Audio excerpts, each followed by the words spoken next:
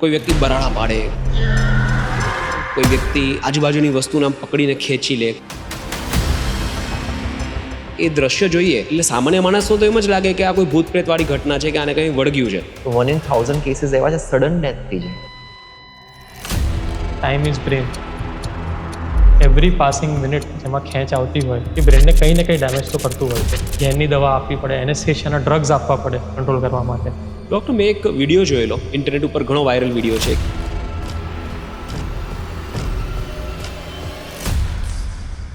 બહુ જ ડિસ્કશન થયું હતું ટ્વિટર ઉપર. ભૂત વળગ્યું છે, ચક્કર આવે છે, કોઈએ ધક્કો માર્યો કોઈ ધક્કો માર્યો હશે. ડુ યુ રિયલી બિલીવ કે પેરાનોર્મલ એક્ટિવિટી જેવું કંઈ હશે? ઘણા બધા લોકોને ઘણા બધા ભાસ થતા હોય. ઘણી બધી એવી અમને જોવા મળ્યું છે કે which we are not able to explain why it is happening. એક patient, I will just give an example. તેમને એવો રિપીટેડલી એવો ભાસ થાય છે કે એમનો ફ્રેન્ડ રાઈટ સાઈડ આગળથી આવે છે અને he goes towards left side અને પછી એ પાછળ જતો રહે છે. અને તેના માટે it is as real as it can get. આપણે આપણા મગજની કેપેસિટીનો કેટલો ઉપયોગ કરીએ છીએ? Very difficult question. પણ કોઈ એક્સરસાઇઝ કરીને આપણે બ્રેનની કેપેસિટી વધારી શકીએ? I'll tell you something which is very interesting. Do you know there is a specific area for facial recognition in the brain? એ તમને ફેસ રેકગ્નિશન કરે. અગર એ એરિયામાં કોઈને ડેમેજ હોય ને તો ફેસ બ્લેન્ક દેખાય સામેવાળા માણસ. And there are patients with that. કદાચ મેડિકલ સાયન્સ હજી મગજને 1-2% જ જાણી શક્યું હશે. મે બી લેસ ધેન ધેટ. ઘણી બધી બુક્સ લખાઈ છે કે સબકોન્શિયસ બ્રેન તમે જો ડેવલપ કરો તો ઘણા બધા અનબિલીવેબલ ટાસ્ક પણ તમારું બ્રેન કરી શકે એમ છે. સબકોન્શિયસ બ્રેન એટલે એક તમે લાઇબ્રેરી માનીને ચાલો. તમે જે નવી મેમરી જનરેટ કરી રહ્યા છો, જે નવી વસ્તુ શીખી રહ્યા છો, એ તમે લાઇબ્રેરીમાં બુકની જેમ જઈને ફાઇલ કરી દો છો. અને એની લિમિટ કેટલી હોય? અનલિમિટેડ. જાપાનમાં એક સાથે ઓલ ઓવર ધ કન્ટ્રી એજ કેટેગરીના છોકરાઓને એપિલેપ્સી ચાલુ થઈ ગઈ. પછી લોકોએ સર્ચ કર્યું કે વોટ ઇઝ એક્ઝેક્ટલી હેપનિંગ. પોકીમોનમાં પિકાચુ કાર્ટૂન જે હતું અને ત્યારે this is documented. Early diagnosis કેવી રીતે થાય? ખબર કેમ પડે કે આ એપિલેપ્સીનો કેસ હોઈ શકે? હાથમાં ખાલી જર્ક આવે છે અથવા તો આખા બોડીમાં એક સાથે જર્ક ચાલુ થઈ જાય. It can B epilepsy. સૌથી કોમન ઇન્ડિયન સેટઅપમાં એ છે કે જ્યારે પણ ભારત જેવા દેશમાં કેટલી મોટી ચેલેન્જ છે કે આટલી મોટી બીમારી કે જેનું મેડિકલી એક પ્રૂવન સોલ્યુશન છે, છતાં લોકો મેડિકલ સાયન્સ સુધી નથી પહોંચતા અને બીજી બધી જગ્યાઓએ પહોંચી જાય છે. મેડિકલ સાયન્સ હજી એટલું બધું એડવાન્સ નથી થયું કે we can control scissors in all the patient. દવા પ્લસ સર્જિકલ ટ્રીટમેન્ટ એ બંને જો ભેગું કરીએ તો 100% આ ટ્રીટેબલ છે. 100% કહેવું ઇટ ઇઝ અ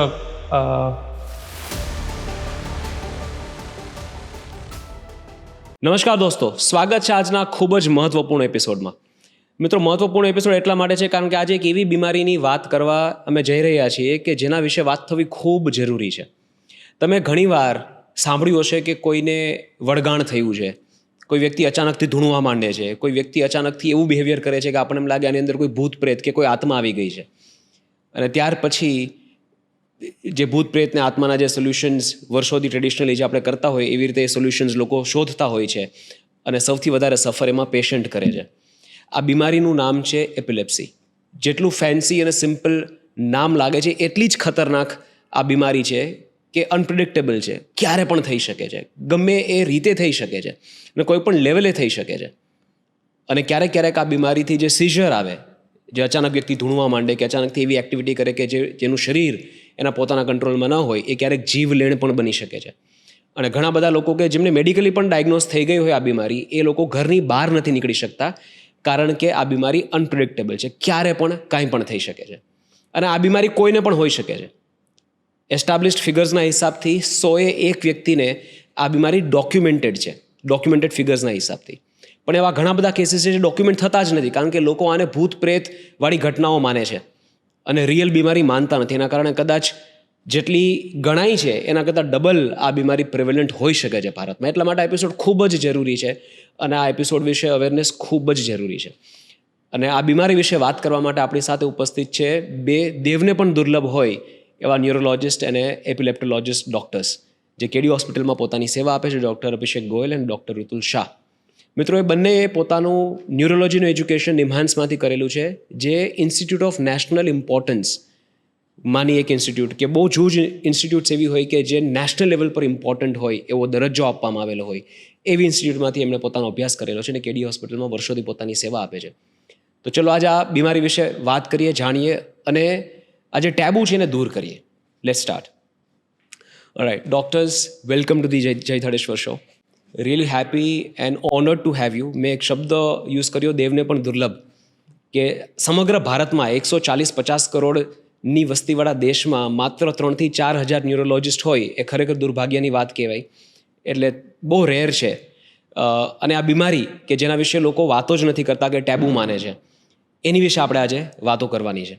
તો સૌથી પહેલાં તો એ સમજીએ કે એપિલેપ્સી છે શું, જે વ્યક્તિ ધૂણવા માંડે, સીઝર્સ આવે, ફીટ આવે આપણે કહીએ, રાઈટ, એ કેવી રીતે ખબર પડે કે એપિલેપ્સી છે? અને આ બીમારી વિશે એકદમ સિમ્પલ ભાષામાં અમને સમજાવો પહેલાં.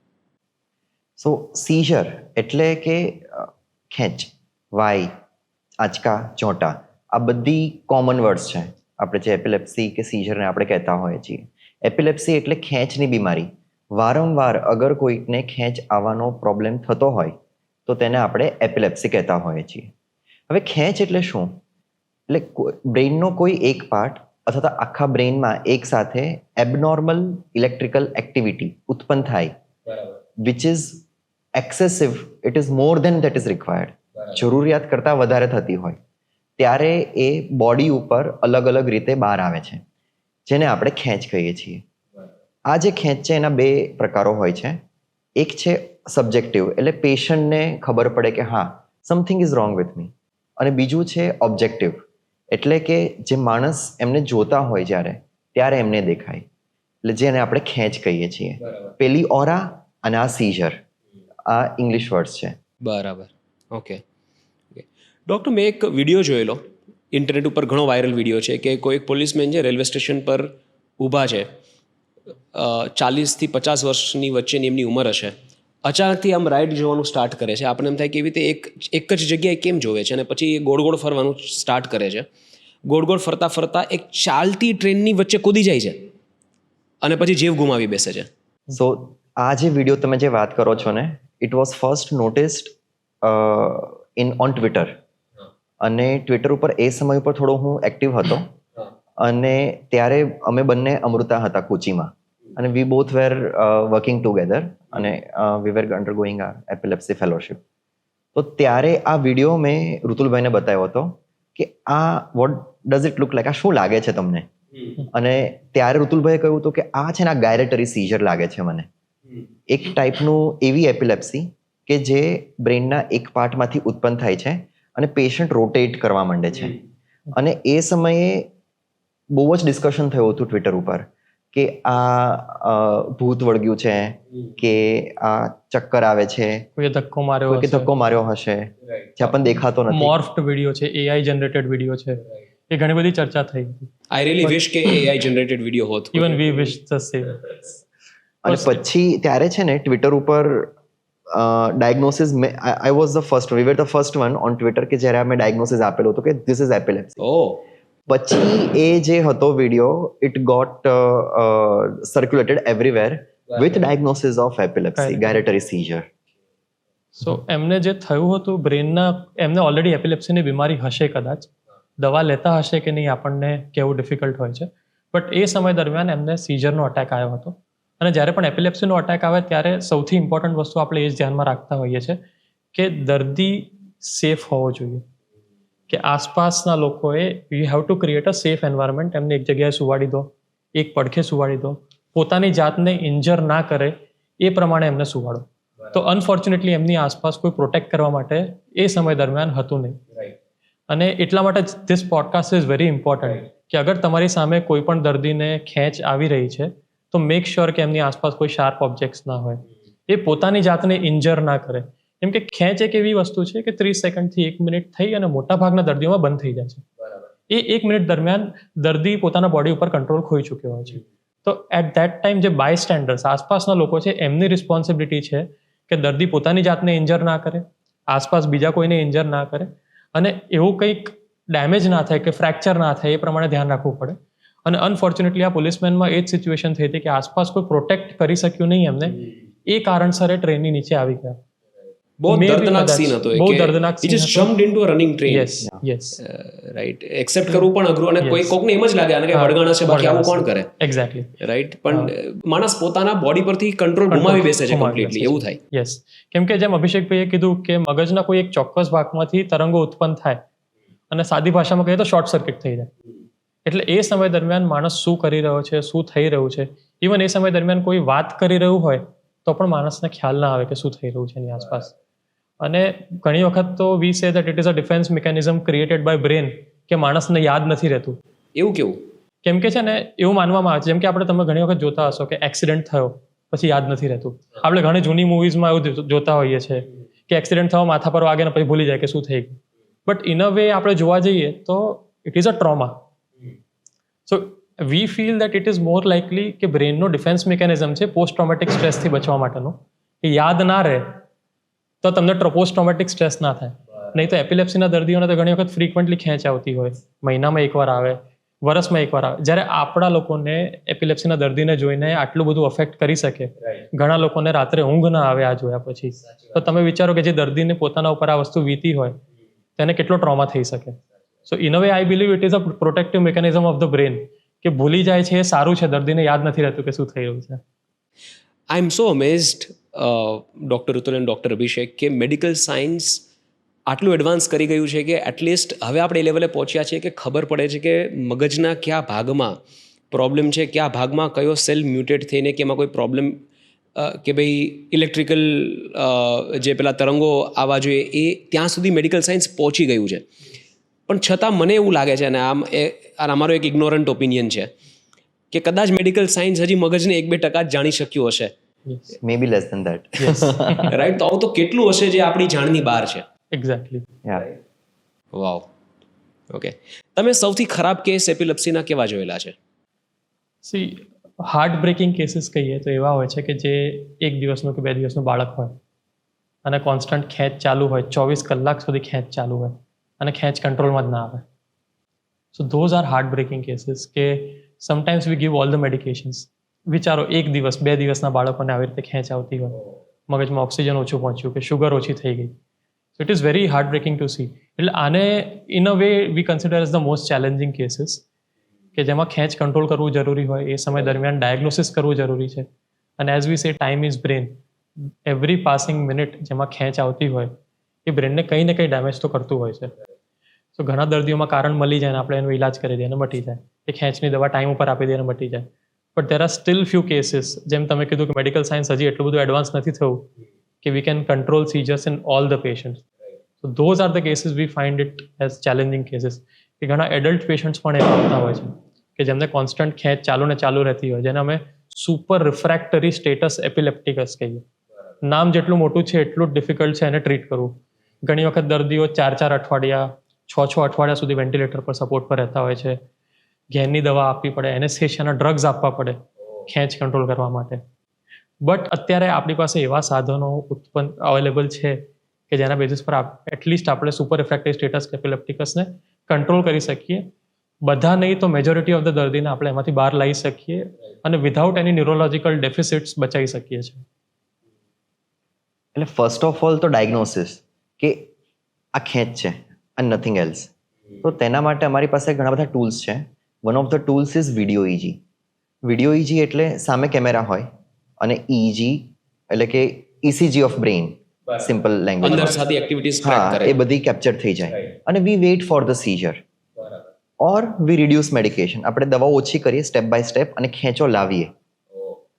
અને એ ખેંચ દરમિયાન we see the patient, we analyse the video repeatedly. અમે બંને વારાફરતી અમે વિડીયોઝ એનાલાઇઝ કરીએ, સાથે બેસીએ ઇન્ડિપેન્ડન્ટલી, પછી ડિબેટ કરીએ એકબીજા સાથે અને પછી વી કમ ટુ અ કન્ક્લુઝન કે ધીસ ઇઝ આ એરિયા છે કે જ્યાંથી ખેંચ આવે છે એવું લાગે છે. પછી એનો અમે ડિટેલ્ડ એમઆરઆઈ કરાવીએ. 3 ટેસ્લા એમઆરઆઈ કરાવીએ અમે. ખૂબ જ ડિટેલ્ડ એમઆરઆઈ હોય એટલે આખું like 1 millimetre by 1 millimetre by 1 મિલીમીટરનું પ્રિસિઝન હોય, રિઝોલ્યુશન. અને એ એમઆરઆઈને અમે એનાલાઇઝ કરીએ. થોડું એના પર ડિટેલ કોમ્પ્યુટેશન એનાલિસિસ બી કરીએ અમે અમારા મેટલેબ બેઝ સોફ્ટવેર્સથી. અને એક પેટ સિટી નામનો એક ટેસ્ટ કરાવીએ ઇફ રિક્વાયર્ડ. આ 3 ટેસ્ટો વિડીયો ઇજી, એમઆરઆઈ, પેટ ને અમે કમ્બાઈન કરીએ અને વી find a spot in the brain કે આ છે કલ્પ્રિટ સ્પોટ, જે નરી આંખે ના દેખાય. કદાચ સર્જન ઓપન કરે બ્રેઇનને એ સમય દરમિયાન ત્યારે બી કદાચ ના દેખાય ને, કે ખબર નથી પડતી કે આ શું છે એમ. બરોબર છે, બ્રેઇનને ઓપન કરે એ જ થોટથી અમેઝ છું. તમે તો જોવાની વાત કરો છો, સમજવાની વાત કરો. Yeah. So then we sell that idea to the surgeon કે it looks like this. He gets convinced and then we offer a solution to the patient. અને પછી એ રિમૂવ કરવાનું અમારું એક બીજો સ્ટેજ ચાલુ થાય અને surgery might last for 5 to 6 hours અને પછી ધ પેશન્ટ બિકમ્સ નોર્મલ. અને સર્જરી દરમિયાન પણ EEG રેકોર્ડિંગ થાય બ્રેનની ઉપર EEGના ઇલેક્ટ્રોડ મૂકીને, અને ખેંચ ત્યાંથી આવે છે કન્ફર્મ થાય, એ ભાગ રિમૂવ થયા પછી ફરીથી EEG રેકોર્ડિંગ થાય કે ખેંચવાળો ભાગ ડેમેજ ભાગ છે એ નીકળી ગયો છે, અને then we recommend the surgeons કે ઓકે હવે લાગી રહ્યું છે કે આ વી આર ડન, અને પછી સર્જરી કમ્પ્લીટ કહેવાય કે જ્યારે ખેંચના તરંગો ઉત્પન્ન થઈ રહ્યા બંધ થઈ ગયા છે.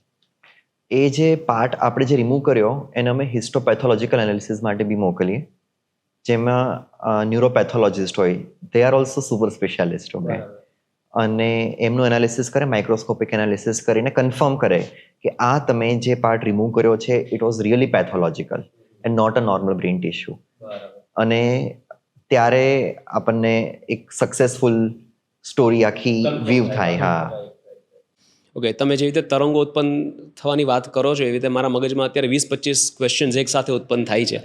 મારે ઘણા બધા પ્રશ્નો તમને પૂછવા છે, પણ સૌથી સળગતો અને સૌથી મોટો પ્રશ્ન આ બીમારી માટે એ છે કે જ્યારે તમે સીઝરને જુઓ, જ્યારે વ્યક્તિને ખેંચ આવે ત્યારે કોઈ વ્યક્તિ બરાડા પાડે, કોઈ વ્યક્તિ આજુબાજુની વસ્તુને આમ પકડીને ખેંચી લે, કોઈ વ્યક્તિ કંઈ તોડે, ઘણીવાર એવું પણ સાંભળવા મળે કે પોતાની જીભ પણ કચડાઈ ન જાય એનું પણ ધ્યાન રાખવું પડે. એટલે એ જ્યારે આપણે એ દ્રશ્ય જોઈએ એટલે સામાન્ય માણસનો તો એમ જ લાગે કે આ કોઈ ભૂત પ્રેતવાળી ઘટના છે કે આને કંઈ વળગ્યું છે, રાઈટ? એટલે ફર્સ્ટ રિસ્પોન્સ ફેમિલીનો એ જ હોય કે આને કોઈ એવી જગ્યાએ લઈ જાય જ્યાં વળગાણ દૂર થતું હોય કે ભૂત પ્રેતની વાતોનો સોલ્યુશન્સ મળતા હોય, એટલે સૌથી પહેલાં માણસો ત્યાં જતા હોય છે, રાઈટ? તો આ કેટલી મોટી ચેલેન્જ ભારત જેવા દેશમાં કે લોકો આમાં બહુ વધારે માને છે, અને સ્પેશિયલી ગુજરાત જેવા રાજ્યોમાં તો ઓર વધારે માને છે, રાઈટ? તો ભારત જેવા દેશમાં કેટલી મોટી ચેલેન્જ છે કે આટલી મોટી બીમારી કે જેનું મેડિકલી એક સોલ્યુશન અવેલેબલ છે, પ્રૂવન સોલ્યુશન છે, છતાં લોકો મેડિકલ સાયન્સ સુધી નથી પહોંચતા અને બીજી બધી જગ્યાઓએ પહોંચી જાય છે. તો કેવા કેવા પ્રકારની ખેંચો એક તો હોય છે આ બીમારીમાં, એની વાત કરીએ. કેટલું મિસડાયગ્નોઝ થાય છે, કેટલું લોકો આને ટેબુમાં ગણે છે, ભૂતપ્રેતવાળી ઘટના ગણે છે. તમે આ ઘટનાઓને વધારે નજીકથી જોતા હોય તો તમને વધારે ખબર હશે, તો એની વિશે મને ખુલીને બહુ ડિટેલમાં જણાવો. તો એપિલેપ્સી પ્રિડોમિનન્ટલી બે પ્રકારની અમે કહેતા હોઈએ છીએ. એક છે જનરલાઇઝડ એપિલેપ્સી, કે જે આપણે સામાન્ય તરીકે ખેંચ તરીકે ઓળખીએ છીએ, કે હાથ પગ ટાઈટ થઈ જવા, આંખો ઉપર ચડી જવી, હાથ પગમાં ઝટકા આવવા, દર્દીનું બેભાન થઈ જવું, સમય દરમિયાન કદાચ જીભ પણ કચડાઈ જવી. આ જનરલાઇઝ એપિલેપ્સી છે એ કોમન છે, એ યુઝ્યુઅલી ડાયગ્નોઝ થઈ જાય છે, અને દર્દીના સગા પણ જોઈને મોટા ભાગે અંદાજો આવી જાય છે કે આ ખેંચ જ છે, તો ડૉક્ટર પાસે લઈ જાય, ટ્રીટમેન્ટ આપે, અને 70% દર્દીઓમાં એક દવાથી એ મટી જાય છે, કંટ્રોલમાં આવી જતી હોય છે. એટલે દવાથી પણ આ seizures કંટ્રોલમાં આવી જાય? 70% દર્દીઓમાં ઇવન સિંગલ મેડિસિનથી એ ખેંચ કંટ્રોલમાં આવી જાય. તો આ પોડકાસ્ટનો સૌથી મોટો ઇમ્પોર્ટન્ટ મેસેજ તમે કહો કે પાસ ઓન થવો જોઈએ તો એ છે કે epilepsy is treatable and controllable sometimes with a single medication. એટલે એક દવાથી એપિલેપ્સીને તમે કંટ્રોલ કરી શકો છો, ખાલી ડૉક્ટર પાસે જાઓ. અને બીજી એપિલેપ્સીની જે વાત કરીએ એને કહેવાય ફોકલ સીઝર ઓર ફોકલ એપિલેપ્સી. ફોકલ એટલે it comes from the word focus, એટલે બ્રેનમાં કોઈ એક ચોક્કસ ફોકસમાંથી ખેંચના તરંગો ઉત્પન્ન થાય અને મગજના બાકી હિસ્સાઓમાં ફેલાય, એને ફોકલ એપિલેપ્સી કહેવાય. જેમ આપણા સેન્સીસ છે, સ્મેલનું એક સેન્સ છે, ટેસ્ટનું એક સેન્સ છે, વિઝનનું છે, હિયરિંગનું છે, હાથ પગનું ટચ સેન્સેશન છે, હાથ પગની મૂવમેન્ટ છે, તો એ દરેક સેન્સનું રિપ્રેઝન્ટેશન બ્રેનમાં એક એરિયામાં હોય છે. આંગળીની મૂવમેન્ટનો એરિયા અલગ હોય, કાંડાની મૂવમેન્ટનો એરિયા અલગ હોય, ઇવન ફર્સ્ટ ફિંગર અને સેકન્ડ ફિંગરની મૂવમેન્ટનો એરિયા અલગ હોય બ્રેનની અંદર. તમે સ્માઇલ કરી રહ્યા છો અત્યારે, તે સ્માઇલના મસલ્સને એક્ટિવેટ કરવા માટેનો પણ એરિયા અલગ હોય બ્રેનમાં. તો કયા એરિયામાં એબનોર્માલિટી છે એના ઉપરથી નક્કી થાય કે દર્દીને કયા ભાગમાં સિમ્ટમ્સ આવશે. અગર વિઝનવાળો એરિયા એક્ટિવેટ થયો તો ઘણી વખત દર્દી કહે કે મને શરૂઆતમાં આંખોની સામે બ્લેક ડોટ્સ ચમકતા એવું લાગે કે કલરિંગ સર્કલ્સ દેખાય. સ્મેલવાળો એરિયા એક્ટિવેટ થતો અમુક વખત દર્દી કહે કે મને કોઈ એબનોર્મલ સ્મેલ આવી, કોઈ વખત કે મને મેટાલિક ટેસ્ટ જેવું આવ્યું અને પછી મને ખેંચના લક્ષણો આવ્યા. અમુક દર્દીઓ કે મને ખાલી હાથના આટલા જ ભાગમાં જનજનાટી થઈ અને જતી રહી. અમુક દર્દીઓ કે મને પાયલો ઇરેક્શન થયું, ખાલી રૂવાટા ઊભા થઈ ગયા. અમુક દર્દીઓ કે મારું ખાલી મોઢું એક તરફ વાંકું થઈ ગયું. અમુક દર્દી કહે કે મને કાનમાં ટ્રામ જતી હોય એવો અવાજ આવે છે. જમણી બાજુ મને ખાલી કોઈ બસ જતી રહી હોય એવો અવાજ આવે છે.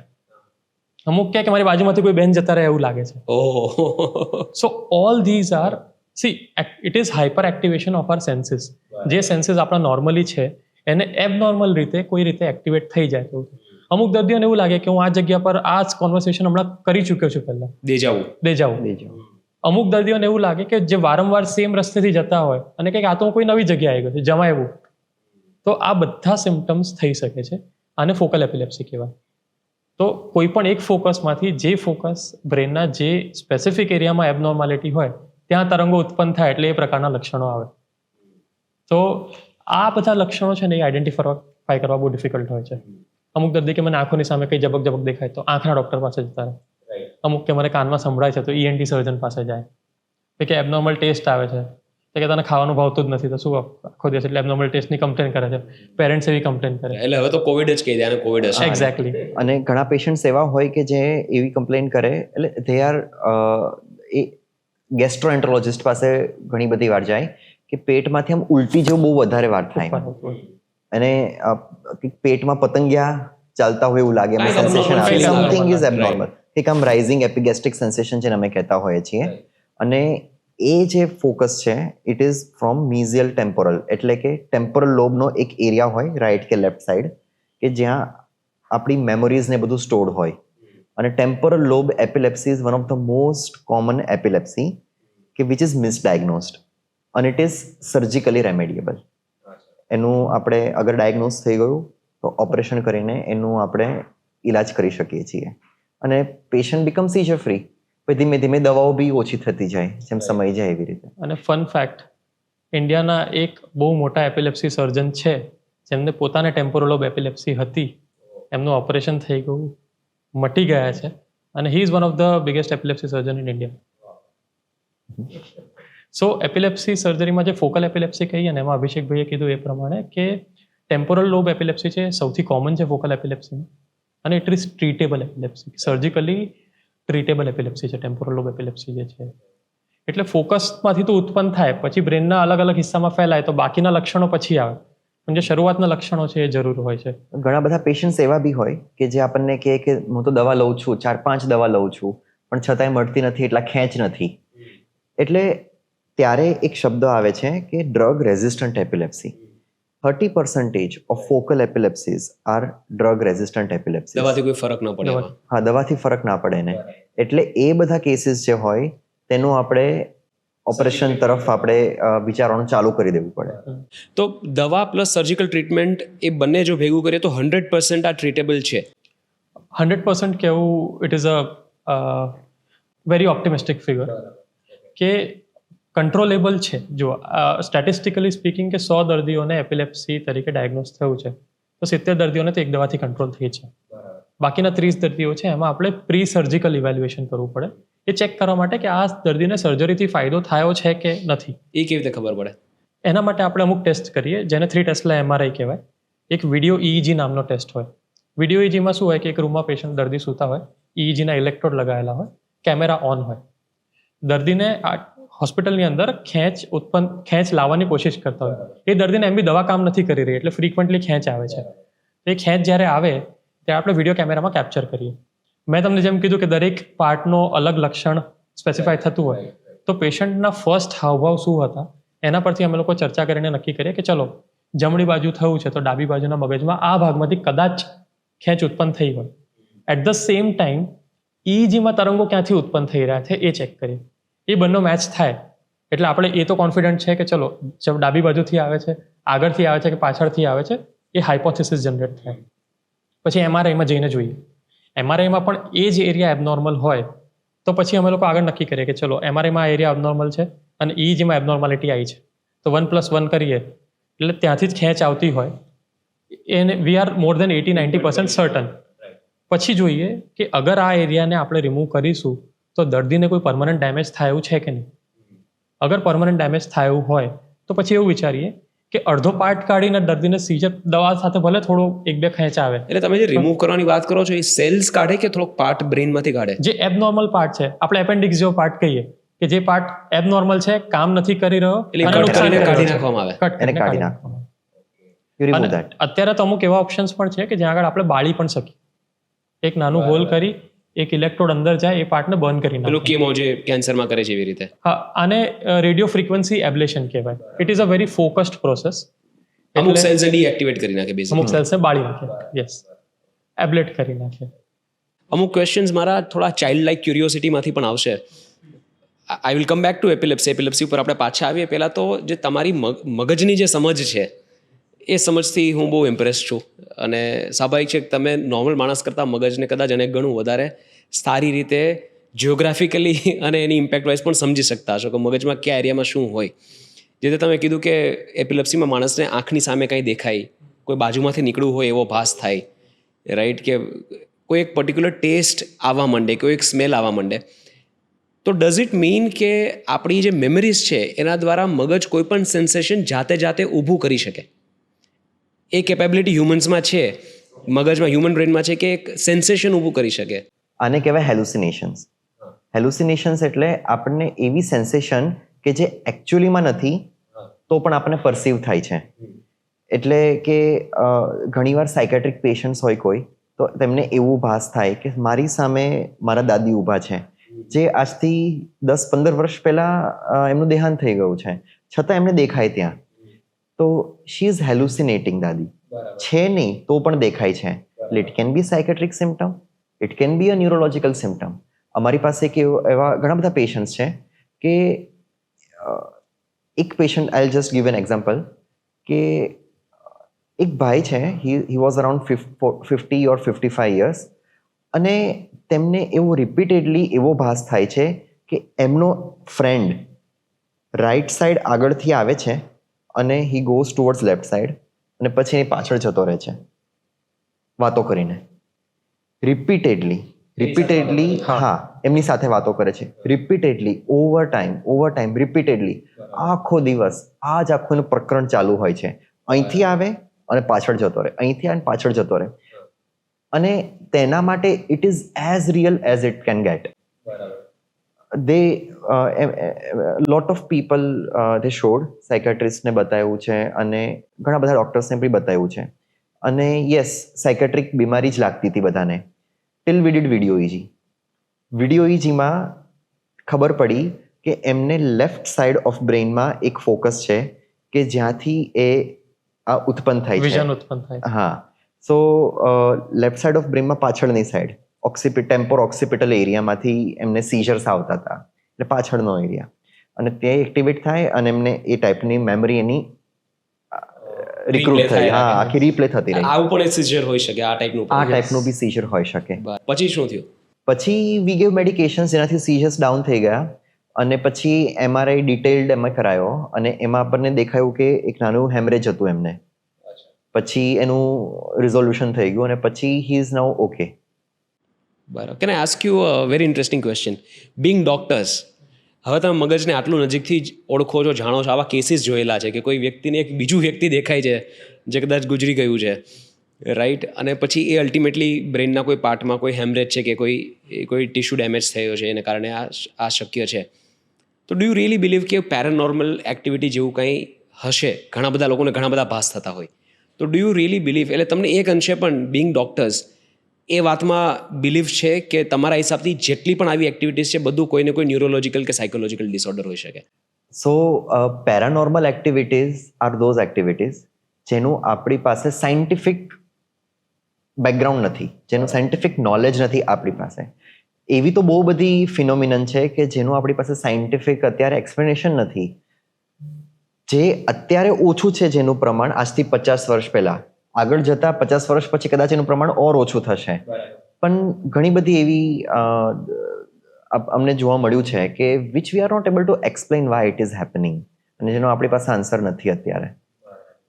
મારો આના માટે ડિફરન્ટ આન્સર છે કે 50 વર્ષ પહેલાં જે ઘણી બધી પેરાનોર્મલ એક્ટિવિટીઝ બિલીવ કરવામાં આવી રહી હતી, આજે એવું માનવામાં આવે છે કે પેરાનોર્મલ નથી, ઇટ કેન બી એક્સપ્લેન્ડ.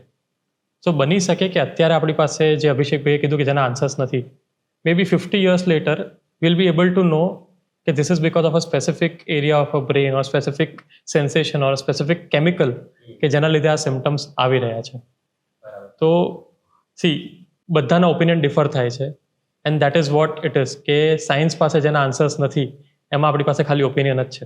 એટલે તમે બંને ડૉક્ટર જેવા જવાબ આપ્યા છે કે હજી સુધી વિજ્ઞાન ત્યાં પહોંચ્યું નથી, એટલે જે વિજ્ઞાનમાં નથી એનો જવાબ આપણી પાસે નથી, રાઈટ. પણ આઈ ટ્રુલી વોન્ટ ટુ બિલીવ કે તમે જે કહો છો ને એવું જ હોય, કે જેટલી વસ્તુ પર ક્લેરિટી આવી જાય, રાઈટ, કે વિજ્ઞાન સમજતું થઈ જાય, કે વિજ્ઞાનની ભાષામાં તમે કોઈ એક્ટિવિટીને સમજાવી શકો, એટલું જો મેડિકલ સાયન્સ એડવાન્સ થઈ જાય તો દુનિયાના ઘણા બધા પ્રોબ્લેમ્સ સોલ્વ થઈ જાય. કારણ કે ઘણા બધા પરિવારો આવી રીતે પેરાનોર્મલ એક્ટિવિટીના ભ્રમમાં હેરાન થતા હોય છે, એસ્પેશિયલી આ બીમારીને લઈને.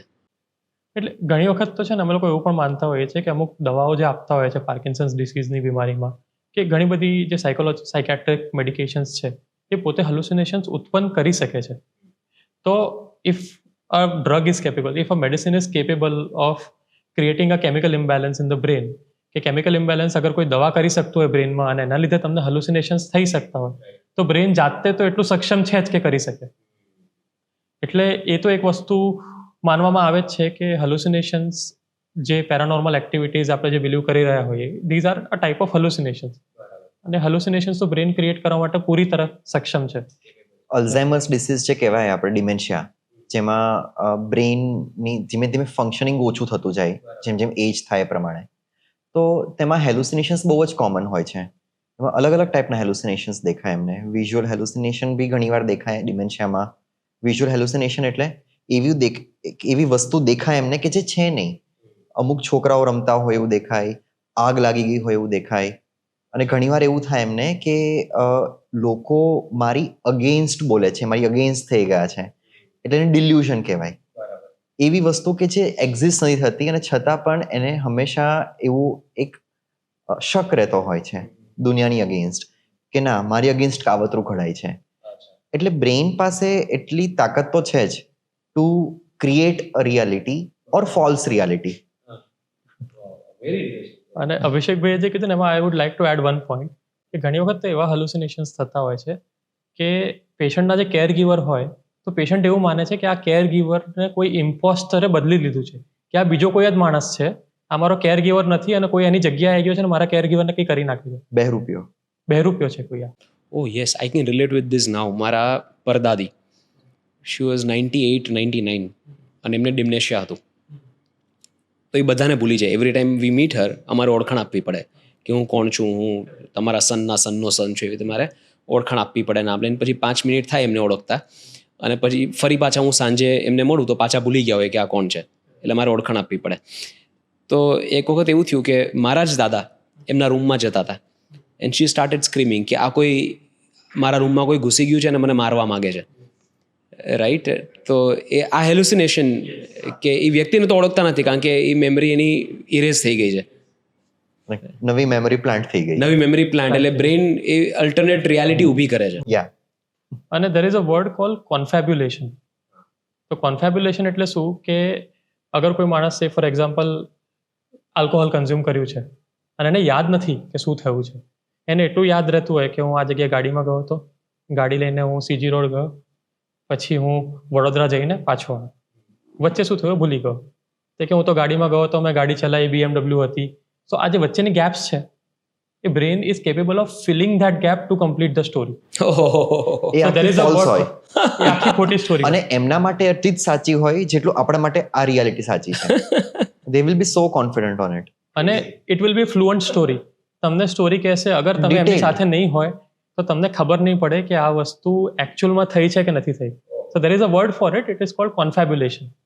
એટલે અમુક વસ્તુઓ બ્રેક્સમાં કરેક્ટ વસ્તુઓ હોય, વચ્ચેનો જે ગેપ્સ હોય એ ઇલોજિક, એ મગજ જાતે ક્રિએટ કરે. વાવ, સો ક્રિએટિવ. યસ. ઘણીવાર એવું પણ થતું હોય કે જ્યારે બહુ તાવ આવ્યો હોય, તમે બહુ ફીવરિશ હોય, તો રાતે ઊંઘમાં તમને એકદમ વિચિત્ર સપનાઓ આવે. So I myself have that. એને કહેવાય ફીવર ડ્રીમ્સ કહેવાય આ વસ્તુને. અને it took me 5 or 10 years to understand કે આ ફીવર ડ્રીમ્સ મને છે. એટલે જ્યારે પણ હાઈ ગ્રેડ ફીવર આવે, 101, 102 એવો તાવ આવી જાય આપણને, એટલે મને શું થાય છે આઈ વિલ ટેલ યુ. સામે આગ લાગી હોય કે લોકો મારી ઉપર ચડી બેઠા હોય, ઝઘડો કરતા હોય એક સાથે મારી સાથે, એવા આખું નાઇટમેરિશ ડ્રીમ્સ આવે અને they keep happening all through out the night. આટલી હદ સુધી કે બાય મોર્નિંગ આપણને ખબર ના હોય કે હું ઊંઘ્યો કે નહીં. So this is exactly what happens. I am also in the same boat. In fact મને જ્યારે તાવ આવે ત્યારે મને સૌથી મોટો ડર એ જ હોય રાતનો, કે હું રાતે સૂઈશ અને મને સપના આવશે. યુ નો વોટ, એક સમય તો, અને I remember those dreams very vividly. I remember at one point I was fixing the cosmic order of the universe, right? એટલે મારે નક્કી કરવાનું હતું કે કયા ગ્રહને ક્યાં બેસવાનું છે અને શું કેવી રીતે ફરવું. Because at that time I was interested in astrology. એટલે આપણે વાંચતા હોય તો બ્રેઇન રીપ્રોડ્યુસ કરે, અને the stakes were so high કે જો આમાં મારાથી જરાક પણ મિસ્ટેક થઈ અને જો યુનિવર્સનો કોસ્મિક ઓર્ડર ચેન્જ થઈ ગયો, અને એ જે એન્ઝાઇટી અને ટેન્શન આવે રાતે, આપણને થાય કે આટલો બધો ભાર મારા ઉપર છે, અને you feel that you haven't slept. ક્યારેક એક્ઝામના જૂના ટેન્શન આવી જાય કે મારે એક સાથે 5 એક્ઝામ આપવાની છે, જૂનું યાદ. એટલે જે ફીવર ડ્રીમ્સ નાવ આઈ અન્ડરસ્ટેન્ડ સાયન્ટિફિક. એટલા માટે જ કે અભિષેકભાઈને ફીવર આવે એટલે એક નેક્સ્ટ આવરથી બધા કોલ મારા ઉપર ડાયવર્ટ થઈ જાય. Crazy. Okay, coming back to epilepsy. Early diagnosis કેવી રીતે થાય? ખબર કેમ પડે કે આ એપિલેપ્સીનો કેસ હોઈ શકે? ઘણીવાર કદાચ આટલા સ્ટ્રોંગ સિઝર્સ ન પણ આવતા હોય, તો કેવી રીતે નક્કી કરવું કે એપિલેપ્સી હોઈ શકે તો ન્યુરોલોજીસ્ટ પાસે જાઓ? સો બહુ કોમન સિમ્ટમ્સ હોય છે, જેમ કે ખાલી એક જર્ક આવે, હાથમાં ખાલી જર્ક આવે છે, અથવા તો આખા બોડીમાં એક સાથે જર્ક ચાલુ થઈ જાય, ઇટ કેન બી એપિલેપ્સી. અથવા તો ઘણીવાર ટીચર્સ એવું નોટિસ કરતા હોય છે છોકરાઓમાં સ્કૂલમાં કે પહેલાં તો બહુ જ હોશિયાર હતો છોકરો, પણ અચાનક આનું પરફોર્મન્સ કેમ ડીપ થઈ ગયું? તો એટલે ખાલી પેશન્ટને સ્ટેરિંગ લુક હોય, બચ્ચું હોય જે છોકરો સ્કૂલમાં ભણતો હોય, ખાલી આમ એકીટસે જોઈ રાખે એક જગ્યાએ, અથવા તો કંઈક ચાવતો હોય એવું લાગે ટીચરને કે મોઢામાં કંઈક રાખ્યું છે અને શું ચાવે છે આખો દિવસ, શું લીધું છે આણે, આખો દિવસ આમ ચાવતો હોય એવી રીતે લાગે. આવી રીતે જેમ કે સામે જોવે, કોઈની એક્ઝેક્ટ કોઈની સામે ના જોતો હોય, but he will be steering in the blank, અને ચાવતો હોય એવું લાગે, સાથે હાથમાં કંઈક આમ રાખ્યું હોય એવી રીતે લાગે.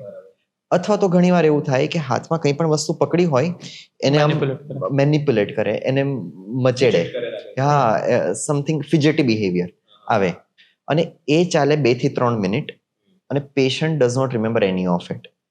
આ જે છે એમાં મેમરી ગેપ્સ આવી જાય, એટેન્શન ના આપી શકે ઇન ક્લાસ, બીકોઝ છોકરો તો પોતે આઈડેન્ટિફાઈ નથી કરવાનો, નથી આજુબાજુના છોકરાઓ આઈડેન્ટિફાઈ કરવાના, નથી ટીચર આઈડેન્ટિફાઈ કરતા, કેમ કે એ લોકોને નોલેજ ના હોય આ વસ્તુને. નોબડી ઇઝ બ્લેમિંગ ધેમ. એટલે એક અવેરનેસ સ્કૂલ લેવલે બી જરૂરી છે કે અગર છોકરાઓનું પરફોર્મન્સ ડીપ થયું છે, જે પહેલાં ઓકે હતું, તો યુ બેટર કન્સલ્ટ સમવન. પછી એક બીજું એ આવતું હોય છે કે વારંવાર પડી જવું, અનકોન્શિયસ થઈ જવું. જ્યારે અનકોન્શિયસ વારંવાર થતો રહે, ભલે કોઈ જર્ક ના આવે છતાં બી અનકોન્શિયસ થતો રહે, પછી 2-3 મિનિટ પાછો સાજો થઈ જાય, તો એ બી એક સીઝર હોઈ શકે છે. ઘણીવાર પેશન્ટને ખાલી હેલુસિનેશન્સ થાય, ઓરા આવે.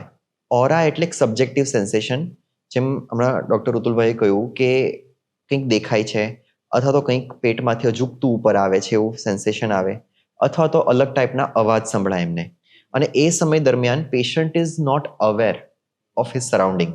પછી 2-3 વાર બોલાવે એનો દોસ્ત, અને પછી he comes back to reality. Okay, તો એને લોકો એબ્સન્ટ માઇન્ડેડનેસ કહેતા હોય છે ઘણીવાર. That can also be epilepsy. હવે આ બધા સિમ્ટમ્સ રિપીટેડલી અગર આવતા રહે, જર્ક આવે, અથવા તો સેન્સેશન આવે, અથવા તો loss of awareness, loss of consciousness repeatedly આવતું રહે વારંવાર, તો પછી ઇટ કેન બી એપિલેપ્સી. અને ત્યારે ન્યુરોલોજિસ્ટનો આપણે કોન્ટેક્ટ કરીએ, હિસ્ટ્રી લે આપણી સાથે 20-30 મિનિટ એ લોકો બેસે ન્યુરોલોજિસ્ટ, અને દે ટોક ટુ અસ કે શું થઈ રહ્યું છે, give me your entire story. એટલે આખું એક સ્ટોરી વીવ કરે, અને દેન દે કમ ટુ અ કન્ક્લુઝન કે આપણે 2-3 ટેસ્ટ કરીએ, અને પછી એ પ્રમાણે આપણે મેડિકેશન્સ ચાલુ કરીશું. Most of the cases 70-80% of the cases A respond કરતા હોય છે 1 or 2 મેડિકેશન્સથી. અગર દવાઓ છતાં પણ ચાલુ રહે, તો પછી આપણે ડિટેલમાં ઉતરતા હોઈએ છીએ. ઘણી વખત એવું જોતા હોય છે કે પહેલાં તો એવું હતું કે સ્કૂલમાં ક્લાસ બોર્ડ પરથી કોપી કરવાનું હોય, એક લાઈન લખી છે, પછી 2 લાઈન મિસ થઈ ગઈ, ત્રીજી લાઈન લખી છે, કેમ કે કોઈ ડિક્ટેટ કરી રહ્યું હોય ત્યારે વચ્ચે બ્લેન્ક થઈ જાય, તો દેટ પાર્ટ ઇઝ મિસ્ડ. તો બધા એવું માને કે આ તો મસ્તી કરતો હશે, કોઈની જોડે વાત કોટ કરતો વિદ્યાર્થી હશે. છે, હા, અને બિચારાને એવી રીતે નથી categorize વાગતો. કરી દેવામાં આવે. એક્ઝેક્ટલી. સો એટલે ફર્સ્ટ ઓફ ઓલ આ એક વસ્તુ તો બહુ ઇમ્પોર્ટન્ટ છે કે લેબલ તો કોઈને ક્યારેય ના કરવું હા, જોઈએ. right. યસ, બટ થતું હોય છે આવી રીતે. So a point of time પર if that child is given attention, so you can do wonders. કેમ કે આ તો કેવું છે કે એક મેડિસિન લો and it can control. Right. આ એક બહુ દુર્ભાગ્યની વાત છે કે આ ટાઈપની બીમારીઓ ડિરેક્ટલી તો તમારી પાસે પહોંચે નહીં. જ્યાં એનું સોલ્યુશન ડેફિનેટ છે ત્યાં તો ડિરેક્ટલી પહોંચતી નથી. વચ્ચે ઘણા બધા ડૉક્ટર્સ પાસે જઈને ઘણી બધી પોસિબિલિટીઝ એલિમિનેટ થઈને પછી ગળાઈને તમારી પાસે પહોંચતા હશે આ કેસીસ. આ કેટલી મોટી દુર્ભાગ્યની વાત કહેવાય. Yes, it is very unfortunate. તો ઘણી વખત તો ઘણા પેશન્ટ્સ પણ આવતા હોય. ઇનફેક્ટ મારા જ ઘણા દૂરના ફેમિલી મેમ્બર્સ આવીને કહેતા હોય છે કે આને આવું થયું તો બેભાન થઈ ગયો તો માતાજી આવ્યા હતા અને આપણે પૂજા કરીને આ મંદિરે દર્શન કરીને આવી ગયા છે. તો હું ખાલી એટલું જ કહું છું અત્યારે કે I am not here to change religious practices. તો હું કહું છું દવા લો અને પછી તમારે જે કરવું હોય દવા લઈ લો, ખાલી પછી જે ડાયગ્નોસિસ કરવું થઈ હોય જાઓ, કરો. ટ્રીટમેન્ટ કરી દો, પછી you can do vote ever. નહીં પણ એનાથી એ સ્ટિમ્યુલેટ ન થાય. ફોર એક્ઝામ્પલ એવી કોઈ હવે દવા લે છે, કોઈ એપિલેપ્સીનો કોઈ પેશન્ટ છે, દવા લે છે, છતાં ફેમિલીને એવું છે કે મારે ભુવાને બતાવવું છે કે મારે કોઈ પણને બતાવવું છે કે જે આ ટાઈપની વસ્તુઓના સોલ્યુશન લાવતા હોય. હવે પેશન્ટ ત્યાં જાય છે, પાછું એન્વાયરમેન્ટમાં જાય તો સ્ટિમ્યુલેટ ન થાય બ્રેનનું ફોકલ પોઈન્ટ. સો એ છે ઇટ ને, ડિપેન્ડ્સ હા. અપોન કે કયો પોઈન્ટ છે. હમ. અમારી પાસે એવા બધા પેશન્ટ્સ આવે કે જેને હોટ વોટર એપિલેપ્સી કહેવાય, which is very common in Karnataka. Hot water કેમ એપિલેપ્સી. એવું ત્યાં કોમન? હા, કારણ કે ત્યાં એ ટાઈપનું Genetic જેનેટિક predisposition અને પોપ્યુલેશન એ ટાઈપનું મ્યુટેશન હશે કંઈક એટલે ત્યાં. એક છે ને ટાઈપ ઓફ એપિલેપ્સી હોય જેને રિફ્લેક્સ એપિલેપ્સી કહેવાય કે તમે આવું કરો તો આવું થાય. અમુક લોકોને કોઈ સ્પેસિફિક ટોન ઓફ મ્યુઝિકથી પ્રેસિપિટેટ થાય. અગર તમે ટીવી સિરીઝ જોતા હો તો સાઇનફેલ્ડ ટીવી સિરીઝમાં એક બતાવે છે કે સ્પેસિફિક મ્યુઝિકથી એક ક્રેમર નામનો કેરેક્ટર છે, એને એપિલેપ્સી આવે છે. તો ઘણા લોકોને સ્પેસિફિક સાઉન્ડથી એપિલેપ્સી આવે. તો એ જ ટાઈપની એક રિફ્લેક્સ એપિલેપ્સી છે જે ડૉક્ટર અભિષેક કહે છે હોટ વોટર એપિલેપ્સી છે. તો માથામાં તમે પાણી નાખો, ગરમ પાણી, તો એપિલેપ્સી આવી જાય. સો આ રિફ્લેક્સ એપિલેપ્સીમાં એક બીજું એક સારું એક્ઝામ્પલ, બહુ જ ઇન્ટરેસ્ટિંગ એક્ઝામ્પલ, આઈ થિંક 1997 ઓર 1998માં જાપાનમાં એક સાથે ઓલ ઓવર ધ કન્ટ્રી એક જ એજ કેટેગરીના છોકરાઓને એપિલેપ્સી ચાલુ થઈ ગઈ. સો પીપલ વેર ફ્લેબરગાસ્ટેડ કે આવું કેમ થયું, એમ રીઝન શું આવું બધું થવાનું. પછી લોકોએ સર્ચ કર્યું કે વોટ ઇઝ એક્ઝેક્ટલી હેપનિંગ. તો પોકીમોનમાં પિકાચુ કાર્ટૂન જે હતું એ થંડરબોલ્ટ કરતું હતું ત્યારે, અને ત્યારે ફ્લેશિંગ ઓફ લાઇટ થયું. તો એના કારણે વિઝ્યુઅલ સેન્સિટિવ એપિલેપ્સી બધા બધાને. બચ્ચાઓને પ્રેસિપિટેટ થઈ એક સાથે. Yes. This is documented. મતલબ એક કાર્ટૂનની આટલી મોટી Yes. ઇમ્પેક્ટ હોઈ શકે. યા પછી અરે, થંડરબોલ્ટનું એ લોકોએ પછી ટોન ડાઉન કરી દીધું, એનું જે ફ્લેશિસ હોય ને એ બધું they went સેન્સર જ through. થઈ જવું જોઈએ Yes. કમ્પ્લીટલી. અને it is not unusual actually. મેં તમને જે વાત કરી ને કે જે જનરલાઇઝડ એપિલેપ્સી હોય છે ને, ધોઝ આર ફોટોસેન્સિટિવ એપિલેપ્સી. કે જ્યારે અચાનક ફ્લેશિસ ઓફ લાઇટ ફ્લિકરિંગ થતું હોય ને ત્યારે આ એપિલેપ્સી પ્રેસિપિટેટ થઈ શકે. એટલે અમારા EEG મશીનમાં પણ ઘણી વખત અમે લોકો ફોટિક સ્ટિમ્યુલેશન નામનું એક પ્રોસિજર હોય છે એ કરતા હોય છે. તો સ્પેસિફિક ફ્રીક્વન્સીની લાઇટ ફ્લિકર કરીને અમે ચેક કરીએ કે પેશન્ટને આનાથી એપિલેપ્ટિક થાય છે કે ડિસ્ચાર્જીસ થઈ રહ્યા છે કે નહીં. કેમ કે અગર થાય છે તો એની સ્પેસિફિક ટ્રીટમેન્ટ છે અને ઇટ કેન બી ટ્રીટેડ. અને એટલા માટે એવા દર્દીઓને અમે કહેતા હોઈએ છીએ કે તમે રાત્રે અંધારા રૂમમાં બેસી મોબાઈલ ફોન ના જુઓ. એક્શન મૂવીઝ જ્યાં આગળ ફ્લિકરિંગ ઓફ લાઇટ્સ થતી હોય એ ના જુઓ. થિયેટરમાં મૂવી જોવા જવાનું અવોઇડ કરો. આ એટલે આ ફ્લેશિંગ ઓફ લાઇટ જે છે it can come in different ways. જેમ કે રોડ ઉપર ચાલતા હોય, પેલો ડીપર 2-3 વાર મારે તો ફ્લેશિંગ ઓફ લાઇટ થયું, ઇટ કેન પ્રેસિપિટેટ એપિલેપ્સી. પછી Seizure એના કારણે આવી શકે. એના કારણે ડીપર અગર વારંવાર માર્યું તો ફ્લેશિંગ ઓફ લાઇટ થયું, રાઈટ. બીજું એ કે ઘણીવાર આવી રીતે ઉપર એક લાઇટ હોય, એની ઉપર પંખો હોય, પંખો જેમ જેમ ચાલે એમ એમ Flash. આખા રૂમમાં ફ્લેશિંગ થયું, એના કારણે પણ સ્ટિમ્યુલેટ થઈ એપિલેપ્સી. જેમ sound stimulus sound sensitive epilepsy, જેમ ઋતુલભાઈ કહ્યું એ પ્રમાણે કે એક પેશન્ટ અમારી પાસે હા. હતું, આઈ વોન્ટ સે ધ નેમ, પણ એ પેશન્ટે સૌથી પહેલી વાર અમારી ઓપીડીમાં આવ્યો કે આ 5 દવાઓ લે છે સાહેબ, અને છતાં પણ ખેંચો બહુ આવે છે. સો ઓપીડીમાંથી બહાર નીકળ્યો અને ઓપીડીમાં એને ખેંચ આવી, બહાર ઓપીડીમાં ખેંચ આવી. પછી આઈ વેન્ટ આઉટસાઇડ અને સ્ટેબિલાઇઝ કર્યું, અને પછી અમે MRI માટે એમને મોકલ્યા. MRIમાં ગયો, ત્યાં બી ખેંચ આવી એમને, okay, in spite of stabilizing and giving the medication. બધું આપ્યું હતું છતાં પણ એમને ખેંચ આવી તરત એમાં બીજી 2 or 3 hours-માં. બહુ અનયુઝ્યુઅલ હોય છે, આવું કેમ થયું એમને? પછી પાછો આવ્યો અને અમે એમને વિડીયો ઇજી માટે એડમિટ કર્યો. દવાઓ ધીમે ધીમે ઓછી કરી. 4 દિવસ સુધી દવાઓ બધી બંધ થઈ ગઈ, છતાં બી કોઈ ખેંચ નહીં. હવે એવું કેટલું અનયુઝ્યુઅલ કે એક દિવસમાં 3 ખેંચો આવી ગઈ 5 દવાઓ ઉપર, અને 4 દિવસ સુધી એક પણ ખેંચ ના આવી દવાઓ છતાં, દવાઓ બંધ છતાં. સો થોડોક અમે ઊંડા ઉતર્યા કે હવે તમે અમને કહો કે એક્ઝેક્ટ શું થાય છે, ક્યારે ખેંચ આવે છે, ક્રોનોલોજી દિવસમાં ક્યારે કેટલા વાગે શું કરતો હતો, એક્ઝેક્ટ કોણ હતું સાથે, મોબાઈલ જોતો હતો, ટીવી જોતો હતો, ક્યાં હતો, કઈ જગ્યાએ પ્રેઝન્ટ હતો, એટમોસ્ફિયર કેવું હતું, સરાઉન્ડિંગ, બધું પૂછ્યું. બધું અમે પૂછ્યું. સો આની પહેલા ખેંચ ક્યારે આવી તને, જ્યારે તું ઓપીડીમાં આવ્યો એની પહેલા? તો કે મંદિરે ગયા હતા ને ત્યારે આવી હતી ખેંચ. મેં કીધું કે ઓકે, એની પહેલા ક્યારે આવી? તો કે નવરાત્રીમાં ગરબા રમવા ગયો હતો ને ત્યારે આવી હતી. ઓકે, હવે બધું એ કે સાતમ આઠમના મેળામાં આવી હતી ખેંચ. સાતમ આઠમના મેળામાં આવી હતી, બધી ધાર્મિક એક્ટિવિટીઝમાં. હા. So now what was common between MRI, ઓપીડીમાં બહાર નીકળ્યો, સાતમ આઠમનો મેળો, પછી નવરાત્રી અને મંદિર? સાઉન્ડ. MRI માં સાઉન્ડ આવે, MRI માં બહુ જ સાઉન્ડ આવે, you cannot tolerate sometimes. OPD માંથી બહાર નીકળ્યો ને ત્યારે કોડ બ્લુ એક્ટિવેટ થયો હતો ઇમરજન્સીમાં, તો ત્યારે સ્પીકર, લાઉડ સ્પીકર વાગતો હતા, એલાર્મ વાગતા હતા, ઘંટડી વાગે મંદિરમાં, નવરાત્રીમાં સોંગ્સ વાગતા હતા, અને સાતમ આઠમના મેળામાં પણ સોંગ્સ વાગે. એટલે ત્યારે કન્ફર્મ થયું કે this looks like sound stimulus વાળી એપિલેપ્સી. સો ઋતુલભાઈને સાથે અમે ડિસ્કસ કર્યું, અમે બંને ડિસ્કસ કર્યું, અને દેન વોટ હી સેડ વોઝ કે આની બાજુમાં 2 લાઉડ સ્પીકર મૂકી દો, વિડીયો ઇજી ચાલતો હોય ને ત્યારે. આઈસીયુમાં એમનો સ્પેસિફિક રૂમ હતો, ત્યાં આગળ 2 મોટા સ્પીકર લગાવ્યા, ફૂલ વોલ્યુમમાં મ્યુઝિક વગાડ્યું, અને ધ સીઝર પ્રેસિપિટેડ. આવી ખેંચ. અને ધેટ ઇઝ વેન વી કન્ફર્મ્ડ કે આ સાઉન્ડ સેન્સિટિવ એપિલેપ્સી છે, દવાઓથી આપવાથી કંઈ ફરક નથી પડતો આને. અને પછી હા, સો ધેર આર મલ્ટિપલ ઓપ્શન્સ.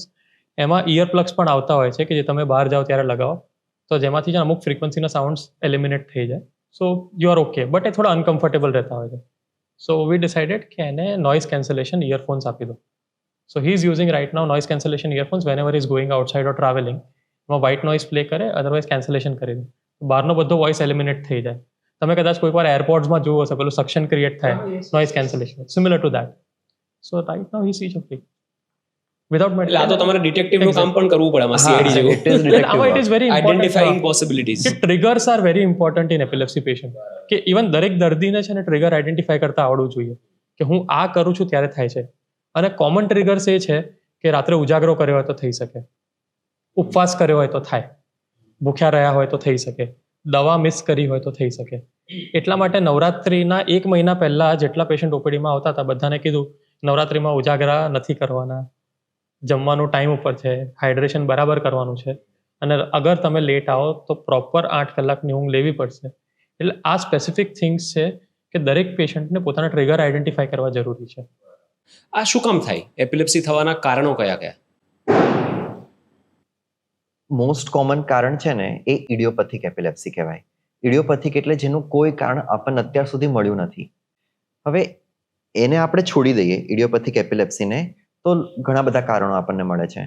સૌથી કોમન ઇન્ડિયન સેટઅપમાં એ છે કે જ્યારે પણ એમની ડિલિવરી થઈ હોય, છોકરાનો જન્મ થયો હોય, ત્યારે તેમને ઓક્સિજન અથવા તો બ્લડ અથવા તો શુગર એ બ્રેઇનને એ સમય દરમિયાન ફર્સ્ટ 2 or 3 મિનિટ્સ જે બહુ જ ઇમ્પોર્ટન્ટ હોય છે ત્યારે ના મળ્યું હોય, એમને અપૂરતા પ્રમાણમાં મળ્યું હોય, તો ત્યારે બ્રેઇનમાં અમુક એરિયાઝ હોય જે ડેમેજ થઈ જાય અને ત્યાંથી સિગ્નલ્સ જનરેટ થાય અને તે એપિલેપ્સી બનાવે.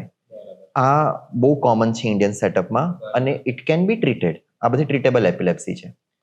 પછી એક કોમન કોઝ એ છે કે ઇન્ફેક્શન થયું હોય, નાની ઉંમરમાં ઇન્ફેક્શન થયું હોય બ્રેઇનમાં અને તેના કારણે કોઈ એક ડાઘો અથવા તો સોજો આવી ગયો હોય બ્રેઇનમાં અને એના કારણે ખેંચો આવે. બ્રેઇનમાં ઇન્ફેક્શન થવાના કારણો ક્યાં ક્યાં હોઈ શકે?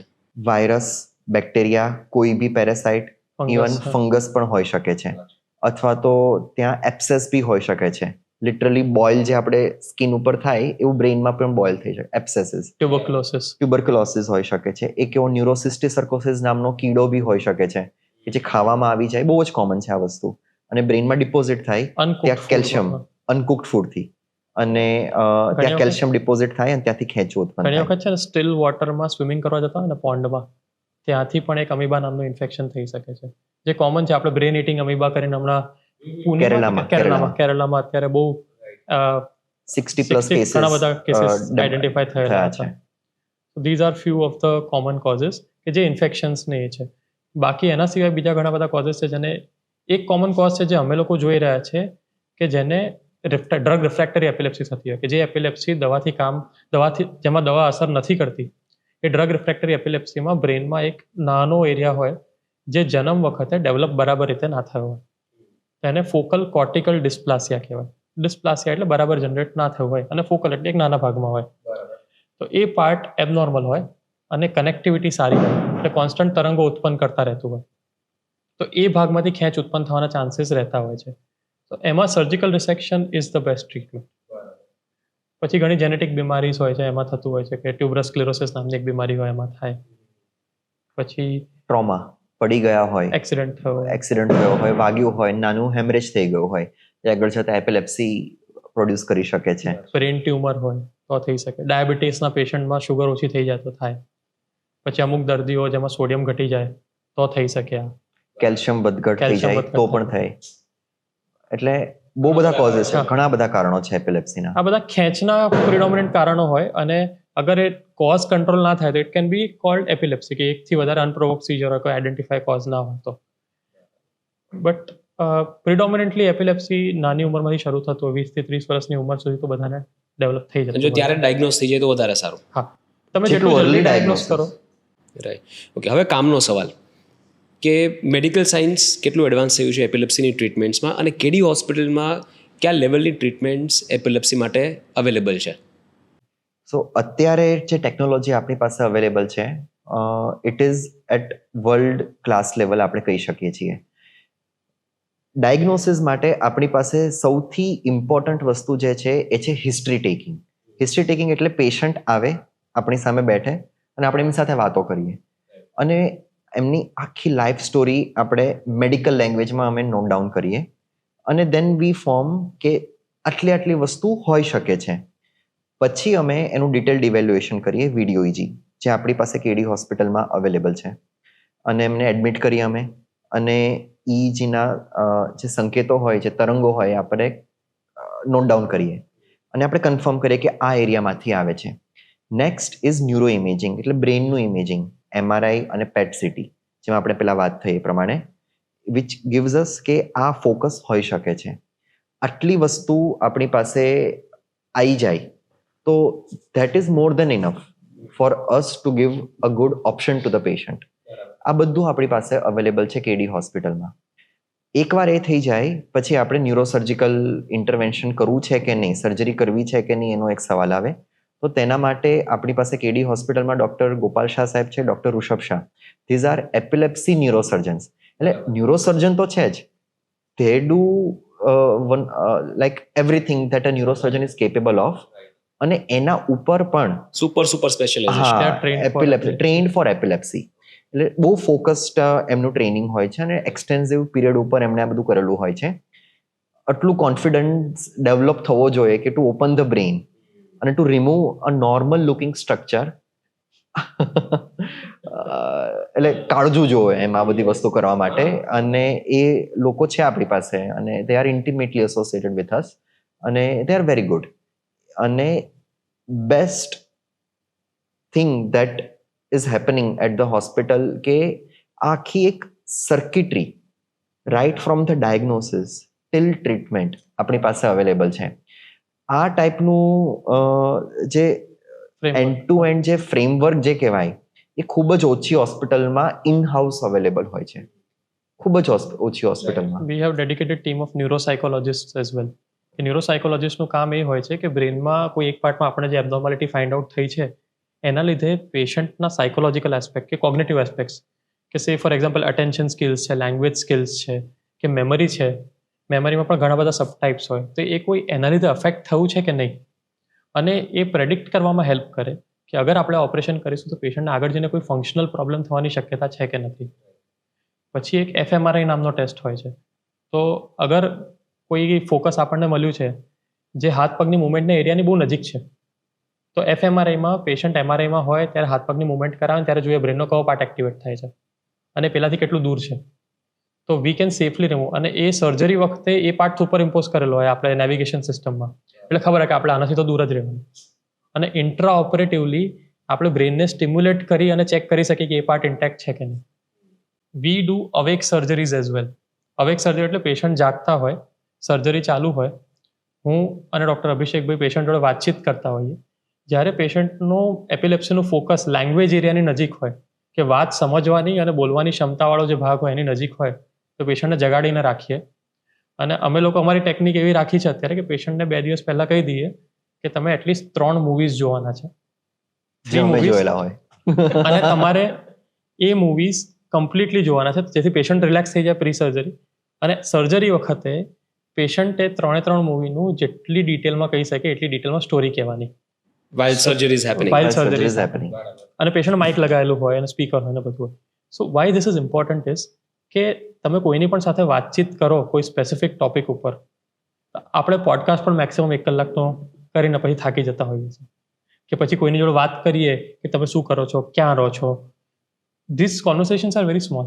આખી સર્જરી થાય ત્યારે આપણે 3 કલાક, 6 કલાક કે 5 કલાક પેશન્ટને કંઈ ને કંઈ બોલાવતા રહેવું પડે, so that we can assess કે પેશન્ટની લેંગ્વેજ ઇન્ટેક્ટ છે. અને નોર્મલી વાત કરી શકે પેશન્ટ, જે રીતે આપણે વાતો કરીએ છીએ. જેમ આમ વાતો કરીએ છીએ એવી રીતે. તો એનેસ્થેસિયા ના હોય, લોકલ એનેસ્થેસિયા હોય, અને brain itself is not pain sensitive. હે? હા, બ્રેન પોતે is not a pain sensitive structure. You can perform surgery on brain Wow, crazy. while the patient is Yes. awake. એને કંઈ So, ફીલ નહીં થાય. પેશન્ટને સર્જરી વખતે કંઈ ફીલ ન થાય. So brain itself is not a pain sensitive structure. હા, એને આપણે રિમૂવ કરવા માટે જે પેલું રિમૂવ કર્યું હોય આપણે સ્કલ, એ બોનનો પેઇન જે હોય એને આપણે એને લોકલ local એનેસ્થેસિયાથી આપણે ઇન્હિબિટ કરી શકીએ છીએ. એના માટે ન્યુરો એનેસ્થેટિસ્ટ પણ આપણી પાસે એટલે બહુ જ સારા છે. એનેસ્થેટિસ્ટ સ્કિલ જોઈએ કે એ સ્પેસિફિક બેલેન્સ મેન્ટેન કરીને રાખે કે લોકલ પેઇન ના થાય. અને જ્યારે ઇમ્પોર્ટન્ટ પાર્ટ હોય, જ્યારે સ્કલ રિમૂવલનો પાર્ટ હોય ત્યારે એને થોડું સુવાડી દે, પછી પાછા જગાડી દે. તો એ સ્કલ પાછું, કારણ કે ફ્રેક્ચર તમે Yes. કરો છો લિટરલી, Yes. રાઈટ? તો એક બાજુ Fit ચોંટે થઈ જાય. કેવી રીતે? બોન જેમ હીલ થાય, ફ્રેક્ચર એટલે હીલ ટેક્સ થાય, ટાઈમ, એને આરામ આપવો પડે. આઈ થિંક 2 or 3 મંથ્સમાં તો it can not be distinguished. Yes. આટલું હીલિંગ ફાસ્ટ હોય છે એનું. અચ્છા, Yes. ઓકે. પણ પેઇન કિલર્સ રાખવી પડતી હશે. Initial long few time. Days, પછી એ બી નહીં. કેમ કે it heals normally. it is like a flap which is created and it is kept back again. That's why. I'm enjoying this conversation so much. અને તમે લોકો જવાબ પણ બહુ એકદમ ડિટેલમાં અને સમજાય એવી રીતે, સામાન્ય માણસને સમજાય એવી રીતે આપો છો. તમે જે કંઈ કામ કરો છો ખૂબ જ સરાહનીય છે. પહેલાં તો થેન્ક યુ કે તમે આ ફિલ્ડ ચૂઝ કરી. જેવી રીતે આપણે અંદર હમણાં વાત થઈ કે બહુ ઓછા લોકો આ ફિલ્ડને ચૂઝ કરતા હોય છે, કારણ કે એક તો નવું છે, આ ફિલ્ડ થોડું નવું છે અને અઘરું પણ છે. It takes real passion, right, to become a neurosurgeon, to become a neurologist or epileptologist. તો તમે જે કામ કરો છો તો બહુ સરાહનીય છે. એપિલેપ્સી વિશે આપણે ઘણી બધી વાત કરી. હવે મારે થોડું બ્રેનને પણ સમજવું છે. મારી પાસે આવા 2 હોનહાર ડૉક્ટર્સ જો શો પર આવ્યા હોય તો મારી બધી ક્યુરિયોસિટી હું સંતોષ્યા વગર તમને નહીં જવા દઉં. એટલે એપિલેપ્સી વિશે એવી કોઈ વાત કે જે કહેવાની રહી ગઈ હોય, કે જે આપણે ડિસ્કસ કરવી જોઈએ પણ ન કરી હોય, એ કરી અને પછી મારે એક નાનો એવો સેગમેન્ટ બ્રેન પર કરવો છે. તો એપિલેપ્સી વિશે એવું કંઈ છે જે આપણે ડિસ્કસ નથી કર્યું અને લોકોએ જાણવું જોઈએ? યા, સો આઈ વુડ સે કે જ્યારે પણ અમે સર્જિકલ ઓપ્શન એક આપીએ પેશન્ટને, મલ્ટિપલ દવાઓ છતાં પણ ડ્રગ રેઝિસ્ટન્ટ એપિલેપ્સી છે અને એક ઓપ્શન આપતા હોય ઓપરેશનનો, ત્યારે એની ઓપરેશનની અગેન્સ્ટ કહેવાવાળા પેશન્ટને 1000 લોકો મળતા હોય છે, જ્યારે કહેવાવાળો એક જ હોય છે. બટ એકવાર એ થઈ જાય, જે અમે કેસીસ જે કર્યા છે, એકવાર એ ઓપરેશન થઈ જાય ત્યારે પેશન્ટ એવું ઈચ્છતા હોય છે કે આ વસ્તુ અમને પહેલાં કેમ કોઈએ નાખી દી. એટલે એ જે ખુશી હોય પેશન્ટ્સને, એ અમને ખૂબ જ મોટિવેટ કરતી હોય છે કે એ સેટિસ્ફેક્શન આપે, અને that satisfaction is beyond anything which keeps us going. એટલે એક વસ્તુ હું કહેવા માંગીશ કે અવેરનેસની ખૂબ જ જરૂર છે. જેટલું પણ we actually encourage people to take second opinions from people who are into the same field, to Google their symptoms, to chat GPT their symptoms. કે તમે સર્ચ કરો, તમે પૂછો, you find points, you make a list of 50 points અને તમે એમને પૂછો questions અને we will give you all the answers. પણ તમે થોડું રિસર્ચ કરો તમારું પોતાનું. એટલે પેશન્ટનો પણ આટલો જ આપણને સહયોગ જરૂરી છે અને રિલેટિવ્સનો પણ આટલો જ સહયોગ જરૂરી છે, કેમ કે આ ડિસિઝન થોડું મેજર હોય છે પેશન્ટ્સ માટે, રાઈટ? એટલે એક અવેરનેસની ખૂબ જ જરૂર છે. અને there are some legal aspects which are not discussed. કે legal aspects જેમ કે ઘણા લોકો છે ને એવું કરતા હોય છે કે કોઈ દર્દીને એપિલેપ્સી છે તો લગ્ન ના કરવા, ટેબુ છે. અને આ સોશિયલી અમે લોકો જ્યારે પેશન્ટ જોતા હોઈએ છે ને ત્યારે મેજર પેશન્ટ્સ જે અમારી જોડે આવી રહ્યા છે ને અત્યારે, તો 20 to 30 years of age, unmarried females, the primary reason for getting epilepsy treatment is કે હવે લગ્ન કરવા છે, ખેંચ બંધ કરાવો ગમે તેમ કરીને. તો એ ટેબુ છે કે એપિલેપ્સી પેશન્ટ્સ લગ્ન ના કરી શકે. અને ઇન્ડિયન ગવર્મેન્ટમાં જ્યુડિશરીએ એક ઇમ્પોર્ટન્ટ લો પાસ કરેલો છે કે epilepsy is not a ground for divorce. કે અગર કોઈ એપિલેપ્સીના દર્દીને એના સ્પાઉસ એવું કહે છે કે તને એપિલેપ્સી છે એટલા માટે હું તને ડિવોર્સ આપું છું, તો it is not a ground for divorce. So you can not seek divorce just because opposite person has epilepsy. પહેલા લીગલ સિસ્ટમમાં એવી રીતે એડ કરેલું હતું કે એપિલેપ્સી બાર મેન્ટલ ઇશ્યુઝ, તે સેપરેટ કરી નાખવામાં આવ્યું છે. આ મેન્ટલ ઇશ્યુ નથી, મેન્ટલ ઇશ્યુ નથી, ન્યુરોલોજિકલ. Neurological issue. પછી બીજી વસ્તુ એ છે કે એપિલેપ્સીના દર્દીઓને હેલ્થ ઇન્સ્યોરન્સ નથી મળતું. જે પ્રી એક્ઝિસ્ટિંગ ડિસીઝનો ક્લોઝ હોય છે ને, તેમાં there is a major issue. We don't know, we have been trying to advocate it. There have been some NGOs કે જે લોકો ટ્રાય કરી રહ્યા છે જ્યુડિશરી સિસ્ટમ થ્રુ પુશ કરવાનો, પણ આ દર્દીઓને હેલ્થ ઇન્સ્યોરન્સ નથી મળતો. અને મારો એક જ સવાલ છે કે એપિલેપ્સીના દર્દીને અગર એપેન્ડિક્સનો પ્રોબ્લેમ થયો અને એ પ્રીમિયમ પે કરવા માટે તૈયાર છે, તો હેલ્થ ઇન્સ્યોરન્સ કેમ નથી આપતા? આ એપિલેપ્સીના લીધે તો નથી જ. અને majority of the insurance companies pre existing ડિસીઝના ક્લોઝ ઉપર એપિલેપ્સીના દર્દીઓને નથી આપતા ઇન્સ્યોરન્સ. અને આ બહુ અનફોર્ચ્યુનેટ વસ્તુ છે, કેમ કે એપિલેપ્સીના દર્દીઓ, it is our social responsibility કે એપિલેપ્સીના દર્દીઓ, we take care of them, we do not discriminate them. અને આ મેજર ડિસ્ક્રિમિનેશન પોઈન્ટ થઈ જાય કે તમે એક એવું કહી દો છો કે તને એપિલેપ્સી છે, તને ઇન્સ્યોરન્સ નહીં આપું. આ ટ્રીટમેન્ટ કેટલી મોંઘી હોય છે, કેટલી એક્સપેન્સિવ હોય છે? એપિલેપ્સીની ટ્રીટમેન્ટ પર સે એપિલેપ્સીની ટ્રીટમેન્ટ એટલી બધી મોંઘી નથી હોતી.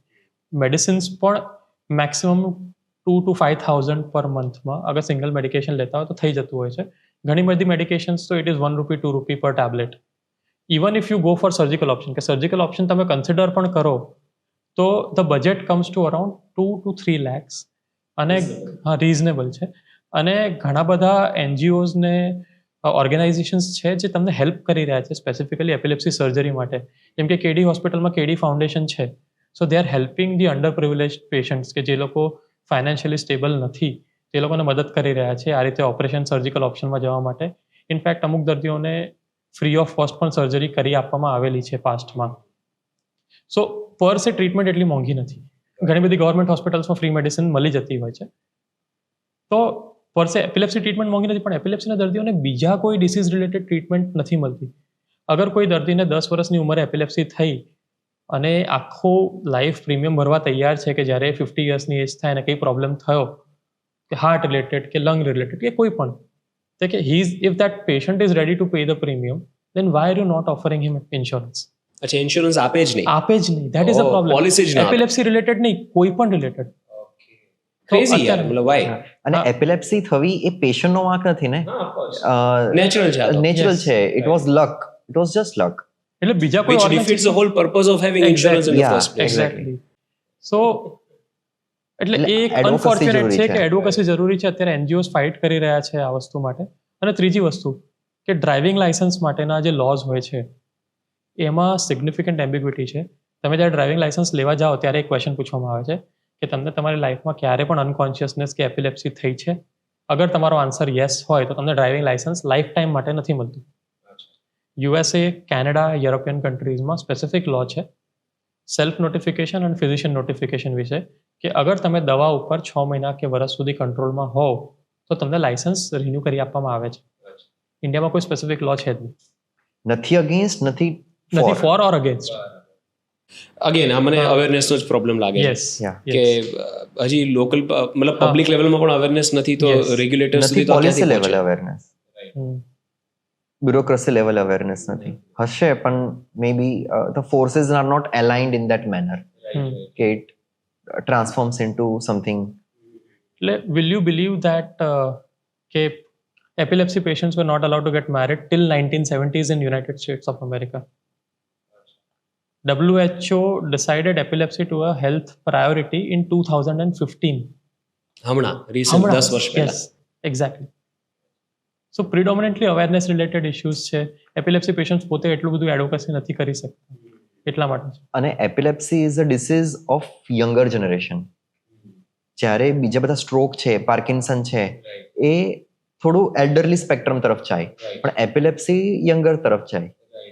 એટલે વધારે all the more reason to take all the more reason.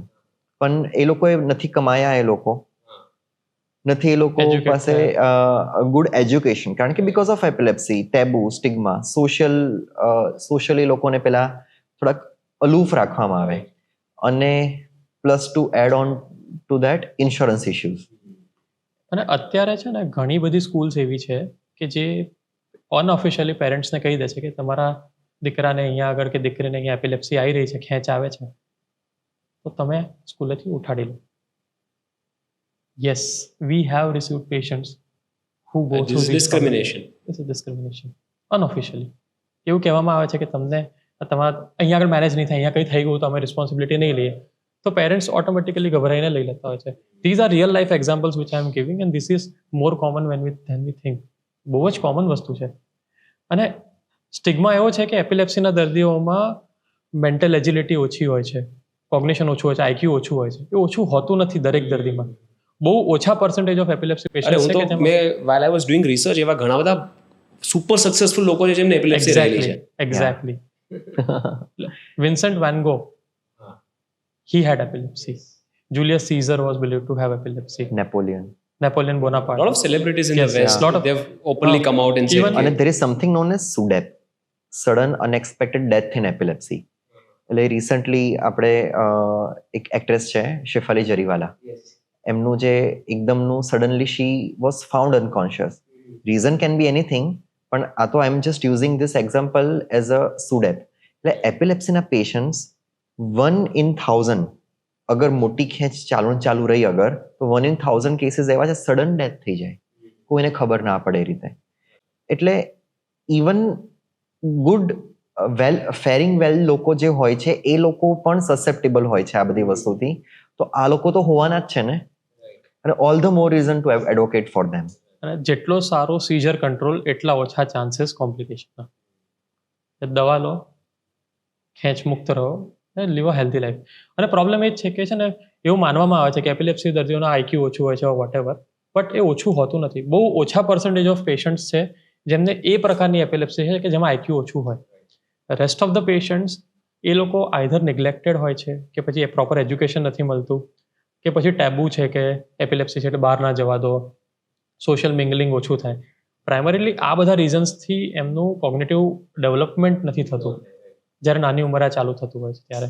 એટલે આ બધા મેજર ઇશ્યુઝ છે કે advocacy for education, because most important thing we spend time with the parents, કે ખાલી એપિલેપ્સીની ખેંચ બંધ થવી જરૂરી નથી.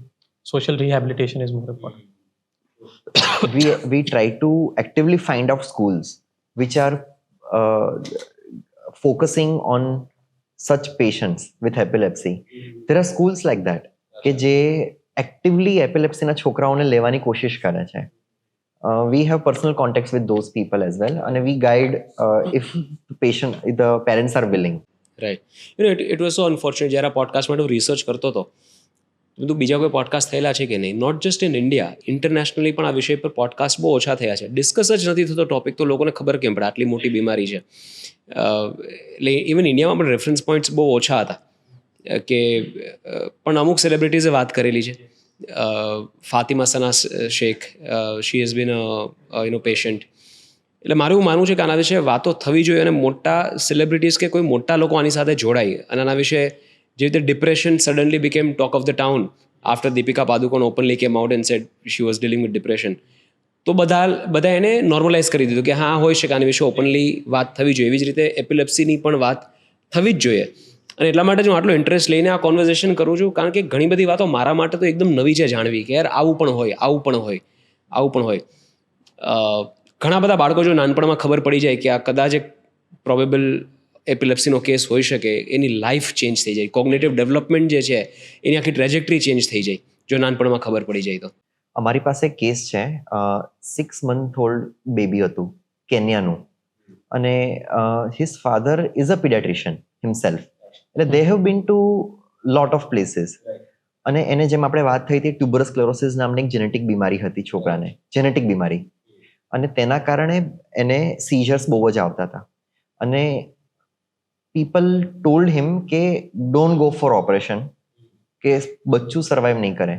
6 monthsની એજે છોકરું સોશિયલ સ્માઇલ આપવાનું ચાલુ કરે, ગરદન ટકે એની, પડખું ફેરવતો થઈ જાય. આ બધા કોઈ જ માઇલસ્ટોન્સ ડેવલપ નહોતા થયા છોકરામાં. અને that is when they came to અસ. અને આપણે અગેન જેમ પ્રોસિજર કરી હતી એ પ્રમાણે કર્યું. અને એને 2 ફોકસ હતા, એક આગળ અને એક પાછળ.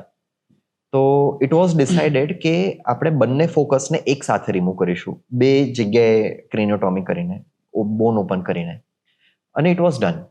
Lot of people criticise the father કે આવું કેમ કરવાનું, નાનો છોકરો છે, 6 મહિનાની ઉંમર, આટલું બધું રિસ્ક લેવાતું હશે. બટ ફાધર વોઝ લાઈક, મને ખબર છે કે કેટલું મારો છોકરો પીડાય છે. ડેઈલી એને 200 થી 300 સીઝર્સ આવતી હતી આટલા નાના બાળકને. હા. અને પછી એનું આપણે સર્જરી કરીને we remove the focus. From that day onwards till date અત્યારે છોકરો છે 21 કે 22 મહિનાનો, કદાચ પ્રોબેબલી 2 years, એટલે 2 વર્ષનો છોકરો છે અત્યારે. Not a single episode. 7 કે 8 દવા ઉપર હતો, અત્યારે ખાલી 1 જ દવા ઉપર છે. અને છોકરો ચાલતો થઈ ગયો, નાચતો થઈ ગયો છે, with normal development, new life in a way. અને દે આર સો કે એકદમ મેજિક થઈ ગયું એમના માટે. અમને ખબર ક્યારે પડી, કે કેવી રીતે પડી, કે they are happy about it. એમનો બીજો સંતાનનો જે આઈડિયા હતો ને એ લોકોએ સ્થગિત રાખી દીધો, કે we are happy with this is normal for us, we don't want a second kid now. એટલે it is that life changing. Seizure control થઈ જશે તો આખું ટ્રેજેક્ટરી ચેન્જ થઈ જશે છોકરાની. I'll tell you something which is very interesting, કે આપણા બ્રેનમાં 2 હેમિસ્ફિયર હોય છે, right hemisphere, left hemisphere. There is an epilepsy surgery called hemispherotomy. હા, મેં વાંચ્યું એના વિશે. Yes, please. So hemispherotomy-માં એવું હોય કે you disconnect one part of the brain from rest of the brain and body. Still patient can survive and lead a normal life. આ નાની ઉંમરના બાળકોમાં કરતા હોઈએ છે. આપણને એવું લાગે કે આટલું ફોકસ કાઢી નાખીએ તો કેટલો પ્રોબ્લેમ થઈ શકે. ઘણા બધા બાળકો એવા હોય છે જેમને 5 વર્ષથી ઉંમરની નાની ઉંમરે કે 7 વર્ષથી નાની ઉંમરે એક પાર્ટ ઓફ બ્રેન આખો ડેમેજ થઈ ગયો છે. You disconnect that part, patient એક જ હાફ ઓફ બ્રેનથી સર્વાઈવ કરી શકે. That is the most fascinating thing about brain. It is called neuroplasticity. Neuroplasticity એટલે કે પોતાની જાતને મોલ્ડ કરી લે ફંક્શન કરવા માટે, અને એટલી સારી રીતે કરે કે માણસ નોર્મલ જિંદગી જીવી શકે. બટ એ બાળકમાં વધારે સારું હોય છે. ઘણી વખત ક્વેશ્ચન્સ આવતા હોય કે આટલા નાના બાળકમાં બ્રેનની સર્જરી કરાય, પણ ઇમ્પોર્ટન્ટ એ છે કે આટલા નાના બાળકમાં કરશો તો રિકવરી એટલી જ સારી થશે. ચિલ્ડ્રનમાં the early you do surgery, કે જેટલું જલ્દી સર્જરી કરો એટલા સારા આઉટકમ્સ છે. બરાબર. અને સર્જરી ફેલ થવાના કોઈ ચાન્સીસ ખરા, કે સમટાઈમ્સ કે સર્જરીની કોઈ સાઇડ ઇફેક્ટ કે ફેલિયર એના કોઈ ચાન્સીસ ખરા? ઓલવેઝ સર્જરી, કોઈ પણ સર્જરી કરીએ આપણે, ઇવન બોઇલનું સર્જરી કરતા હોય, એનેસ્થેશિયા રિલેટેડ સાઇડ ઇફેક્ટ, કોઈ ને કોઈ સાઇડ ઇફેક્ટ રહેતા હોય છે. એપિલેપ્સી સર્જરીમાં તમે કયા પાર્ટમાં સર્જરી કરો છો એના ઉપર ડિપેન્ડ કરે. મેજર માઇનર સાઇડ ઇફેક્ટ્સ થઈ એટલે અમે લોકો પર્સન્ટેજ સ્ટેટિસ્ટિક્સમાં વાત કરીએ કે આપણે 100 દર્દીમાં ઓપરેશન કરીએ તો 5 દર્દીમાં નાના મોટા કોમ્પ્લિકેશન થવાના ચાન્સ રહે. નાના મોટા તાવ આવો, ઇન્ફેક્શન થવું, એ જે લોકલ એરિયા હોય ત્યાં ઇન્ફેક્શન થવું, સ્કાલ્પમાં ઇન્ફેક્શન થવું, એ જે વૂન્ડ હોય જ્યાં આગળ ઘાવ હોય ત્યાંથી પાણી લીક થવું, તો પછી કોઈક વાર રીસર્જરી કરી રીએક્સપ્લોરેશન કરીને ફરીથી ટાંકા લેવા પડે. પણ આ બહુ મોટી વસ્તુઓ નથી.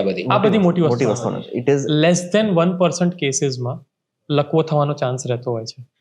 કયા ક્રિટિકલ પાર્ટ ઓફ ધ બ્રેનમાં તમે કરતા હો છો એના ઉપર ડિપેન્ડ કરે કે તમારા ચાન્સીસ કેટલા વધારે હોય. બટ નોર્મલ ન્યુરોસર્જરી વેર કે જે તમારા હાથ પગની મુવમેન્ટના એરિયાથી તમે દૂર ઓપરેટ કરી રહ્યા હો તો પણ લેસ ધેન 1% ચાન્સમાં તમને લકવો થવાનો ચાન્સ રહેતો હોય. યુઝ્યુઅલી રિકવર થઈ જતું હોય છે. અને લેસ દેન 1% ચાન્સ છે for mortality. So it is not zero. That is what we tell our patients કે નો કોમ્પ્લિકેશન, 0% કોમ્પ્લિકેશન્સ નથી. એ તો કોઈ પણ સર્જરીમાં રહેવાનું છે. there is a non zero chance એટલું કહેતા હોય છે અમે. અને it is very important for patients to know the statistics. કેમ કે છે ને ખાલી પેશન્ટને કહી દઉં કે સારું થઈ જશે અને સારું નહીં થાય, આ બહુ વેગ ટર્મ્સ છે. અને right now we feel it is very important. Even જ્યારે અમે લોકો ખેંચનું સર્જરી કરતા હોઈએ છીએ ત્યારે વી સ્પેસિફિકલી ટેલ ધેમ કે આ સર્જરી અમે 100 લોકોમાં કરીશું તો 80 દર્દીઓમાં ખેંચ મટી જવાની શક્યતા રહેતી હોય છે. So these are the statistics we tell them કે 10 દર્દીઓમાં ખેંચ ઓછી થશે પણ બંધ નહીં થાય, 5 દર્દીઓમાં સેમ રહેશે. તો ધીઝ આર સર્જિકલ આઉટકમ્સ. અને આઉટકમ કહીએ કે ખેંચ બંધ થઈ જવી એક આઉટકમ છે. કેમ કે આપણે ફ્યુચર પ્રેડિક્ટ કરી રહ્યા છીએ. ફ્યુચરમાં આપણે આવ્યા નથી હજી કે statistically they have all the rights. એ લોકો પાસે પૂરો હક છે જાણવા માટેનો. એટલે એવી ભાષામાં આપણે એવું સમજાવવું પડે એમને કે એ લોકો સમજે. આઈ એમ સો હેપી કે you guys actually think like this. In my experience ઘણી બધી વાર એવું થયેલું છે કે medical practitioner they never educate. મતલબ એમને વાત જ નથી કરવી કે પેશન્ટને ઓલવેઝ પેલું પેશન્ટ કે એના સ્વજનોને એટલા એમ્બિગ્યુટીમાં રાખે કે અલ્ટિમેટલી સાહેબ તમે જે કહો એ, કારણ કે તમે ભગવાન છો, તમે જે કહો એ. એટલે પહેલાં લોકોને એટલા બધા એમ્બિગ્યુટીમાં રાખે અને કેવું એન્વાયરમેન્ટ ઊભું કરવામાં આવે કે સ્વજનોને સવાલ પૂછતા પણ ડર લાગે. અને એવા એન્વાયરમેન્ટમાં તો ટ્રીટમેન્ટ કેવી રીતે થાય? આ this has been my question since very long time. Sometimes we come across such patients કે કહે કે સાહેબ તમે કહો એવું. સો વી ઓલવેઝ ટેલ ધેમ કે ના, અમે તો કહીશું, અમે અહીંયા તમને ગાઈડ કરવા માટે બેઠા છે, ડિસિઝન લેવા માટે નહીં. Decision is always in the hands of family and decision should be informed decision. Inform decision એટલે તમને કોન્સિક્વન્સીસ પણ ખબર હોવી જોઈએ અને આઉટકમ્સ પણ ખબર હોવા જોઈએ. તમને ખબર હોવું જોઈએ કે આપણે 7 દિવસ સુધી હોસ્પિટલમાં રોકાવાનું છે, પણ એ 7 દિવસ 15 દિવસ પણ થઈ શકે છે અને 7ના 3 દિવસ પણ થઈ શકે છે. સો it is very important to tell specifically in terms of numbers અને સ્પેસિફિક ટાઈમલાઇન્સ. કેમ કે એમ્બિગ્યુટી કે વેગ ટર્મ્સ યુઝ કરવા, I have been on the opposite side of the spectrum as well. હું અત્યારે મારા દર્દી સાથે પેશન્ટ તરીકે વાત કરું છું, પણ મારા ફેમિલી મેમ્બર્સ માટે હું પણ પોતે એક પેશન્ટ બાયસ્ટેન્ડર તરીકે બીજા ડૉક્ટર સાથે પણ વાત કરી છે. એન્ડ વી ઓલવેઝ નો કે વોટ વી એક્સપેક્ટ. કેમ કે expectation should be very clear, understanding should be very clear. કેમ કે હક છે. યસ, એ સમજો છો એ બહુ મોટી વાત છે. અને 2 સ્કૂલ્સ ઓફ થોટ્સ હોય છે ડોક્ટર્સમાં બી. કે એક સ્કૂલ ઓફ થોટ એવી હોય છે કે I know what is best for you, so I will tell you what to do and you do that. અને I am not saying it is wrong or right એવી રીતે, પણ yes there is that school of thought. અને બીજો એક school of thought હોય છે એમાં આલાકાર્ટ એપ્રોચ હોય છે. એટલે કે સી આપણી પાસે 5 ઓપ્શન છે, આમાં પ્રોઝ કોન્સ આટલા. મારા ખ્યાલે આ 2 બેસ્ટ ઓપ્શન છે. ઓપિનિયન મારો છે, ડિસિઝન તમારું છે. Then and we encourage them to get second opinion, third opinion. તમે ફરો, તમે જાઓ, you take more inform decision and then you come back once you are satisfied. એવી રીતે. વાવ. મારી ઓડિયન્સને અપીલ છે કે એપિલેપ્સી વિશે થોડું વાંચો. આ પોડકાસ્ટ જોયો એવી રીતે બીજા પોડકાસ્ટ પણ જુઓ. જેટલા ડિસ્કશન થાય છે એમાં એક્ટિવલી પાર્ટિસિપેટ કરો. અને તમારી આજુબાજુમાં, તમારા પરિવારમાં કે ક્યાંય પણ તમને એવું લાગે કે કોઈ વ્યક્તિ પીડાય છે, કે કોઈ હેલ્યુસિનેશન થાય છે, કે કોઈ જે સિમ્ટમ્સની વાત કરી એમાંથી કોઈ પણ સિમ્ટમ્સ કોઈનામાં પણ દેખાય છે, take an active step to suggest an idea કે કદાચ આ એપિલેપ્સી હોઈ શકે. એને રાઇટ ડૉક્ટર સુધી લઈ જવાનો પ્રયત્ન કરો. આ અવેરનેસ ખૂબ જ જરૂરી છે. બહુ ઓછા લોકો આના વિશે વાત કરે છે. અને thank you so much both of you કે આટલી ડિટેલમાં આપણે એપિલેપ્સી વિશે વાત કરી. અને આઈ એમ શ્યોર આનાથી અવેરનેસમાં થોડો ઘણો પણ વધારો થાય તો આપણો આ જે આપણો પ્રયાસ છે સાર્થક થયો કહેવાય. હવે મારે બ્રેઇન વિશે થોડું જાણવું છે. કેવી રીતે બ્રેઇન ફંક્શન કરે? ઘણા બધા ઇન્ટરેસ્ટિંગ પાર્ટ્સ આપણે જાણ્યા. યુઝ્યુઅલી લોકો કે 2 પાર્ટ્સ હોય બ્રેઇનના. એક પાર્ટ એનાલિટિકલ થિંકિંગ માટે રિસ્પોન્સિબલ હોય, એક પાર્ટ ક્રિએશન માટે, ક્રિએટિવ થિંકિંગ માટે રિસ્પોન્સિબલ હોય. આટલી બેઝિક સમજ મને છે as a non science student, right? થોડું મને મગજ વિશે ડિટેલમાં સમજાવો, કેવી રીતે કામ કરે મગજ? સો યસ, મગજના 2 પાર્ટ હોય છે, એક રાઇટ હેમિસ્ફિયર અને લેફ્ટ હેમિસ્ફિયર. બંને એકબીજાની મિરર ઇમેજ હોય છે. અને એ લેફ્ટ અને રાઇટની વાત થઈ. હવે મગજનું પણ એક અલગ રીતે ડેવલપમેન્ટ થયેલું હોય છે. સૌથી પહેલાં સૌથી આગળનું મગજ કહેવાય, પછી વચ્ચેનું અને પછી છેલ્લે પાછળનું મગજ. એમાં જે સૌથી આગળનું મગજ છે જેને કહેવાય કોર્ટેક્સ, ફોર બ્રેઇન જે કહેવાય. ફોર બ્રેઇન જે છે એ સૌથી આગળનું મગજ. It is the most evolved area of the brain. જે જજમેન્ટ, મેમોરીઝ, ઇમોશન્સ એ બધી વસ્તુને કંટ્રોલ કરે. એક્ઝિક્યુટિવ ફંક્શન્સ એટલે કે મારે આ વસ્તુ કરવી જોઈએ કે ના કરવી જોઈએ એનું એનાલિસિસ જે કરે તે, જે જજમેન્ટ આપે આપણને, મોટિવેશન આપે, એ છે સૌથી આગળનો ઇવોલ્વડ એરિયા, જે આઈ થિંક લેટર મેમલ્સથી જ ચાલુ થયો છે. જેમ કે ગ્રેટ એપ્સથી જ આવ્યું, એના પછી જ આવ્યું છે. એટલે ગોરિલા, જે ચિમ્પાન્ઝી, એ પછીની જે ઇવોલ્યુશન જે મેમલ્સમાં થયું છે એમાં. પછી એમાં વચ્ચેનો એક એરિયા હોય છે મિડ બ્રેઇન. મિડ બ્રેઇન એટલે એક એવું કનેક્ટિંગ લિંક કે જે બ્રેઇન અને કરોડ, સ્પાઇનલ કોર્ડને કનેક્ટ કરે, જેનાથી બધું આખું સિગ્નલ્સ ટુ એન્ડ ફ્રો જાય. અને પછી આવે હિન્ડ બ્રેઇન.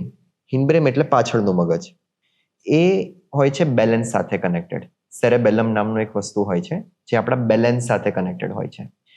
જ્યારે આપણે ચાલીએ ત્યારે આપણી ચાલવાની જે સ્ટાઇલ હોય, બેલેન્સની સ્ટાઇલ હોય છે, એને કંટ્રોલ કરે. ઘણીવાર કોઈ ડ્રંકર્ડ પર્સન હોય જેમણે આલ્કોહોલ લીધેલું હોય રિસન્ટલી, એ આમ ડગમગ ચાલે છે, તો એનું cerebellum was affected. That is why એમનો આ કોઓર્ડિનેશનમાં ઇશ્યુ છે. અને તેમાંથી બહાર નીકળે છે સ્પાઇનલ કોર્ડ. સ્પાઇનલ કોર્ડ એટલે કરોડ, એટલે જેમાંથી બધી નર્વ્સ બહાર નીકળે, હાથમાં જાય, પગમાં જાય, આખા બોડીમાં જાય, સિગ્નલ્સ આપે. અને પ્લસ એ સિગ્નલ્સ પાછા પણ લાવે, એટલે ફીડબેક મિકેનિઝમ. એટલે આ છે બેઝિક સ્ટ્રક્ચર બ્રેઇનનું. હવે આ જે સ્ટ્રક્ચર છે તેમાં 4 લોબ હોય છે. એક ફ્રન્ટલ લોબ, પરાઇટલ લોબ જે ઉપરની બાજુ હોય, ટેમ્પોરલ એટલે સાઈડમાં હોય, અને પીછું હોય છે ઓક્સિપિટલ લોબ, ચોથો લોબ. દરેક લોબના ફંક્શન્સ પ્રી ડિફાઇન્ડ હોય છે. જે લેફ્ટ સાઈડનું હેમિસ્ફિયર હોય એ રાઈટ સાઈડના બોડી સાથે કંટ્રોલ કરે, અને રાઈટ સાઈડનું હોય લેફ્ટ સાઈડને કંટ્રોલ કરે. એટલે that is why doctor Rutul told કે આ બાજુ અગર કંઈક પ્રોબ્લેમ એમને હાથ પગમાં થાય છે, ઝંઝનાટી થાય છે, તો લેફ્ટ સાઈડના બ્રેઇનમાં કંઈક પ્રોબ્લેમ હોવો જોઈએ. તો એમાં જે ફ્રન્ટલ લોબ છે એ આપણે જેમ વાત કરીએ એ પ્રમાણે કે જજમેન્ટ છે, ઇમોશન છે, એ બધી વસ્તુ સાથે કનેક્ટેડ હોય છે. પરાઇટલ હોય એ સેન્સેશન સાથે કનેક્ટેડ હોય. એટલે કે મને અગર અહીંયા ગરમ તવેથો અડાડ્યો મને, તો તેના જે સેન્સેશન જે છે એ પરાઇટલ લોબમાં જાય. આઈ ગીવ યુ એન એક્ઝામ્પલ. તમે આંખો બંધ કરશો અને હાથમાં સિક્કો મૂકશો. અગર તમારું પરાઇટલ લોબ ફંક્શન કરે છે ને તો તમને ખબર પડશે કે એ સિક્કો છે. અગર એક ફંક્શન નહીં કરે તો તમને ખબર જ નહીં પડે કે કઈ વસ્તુ છે.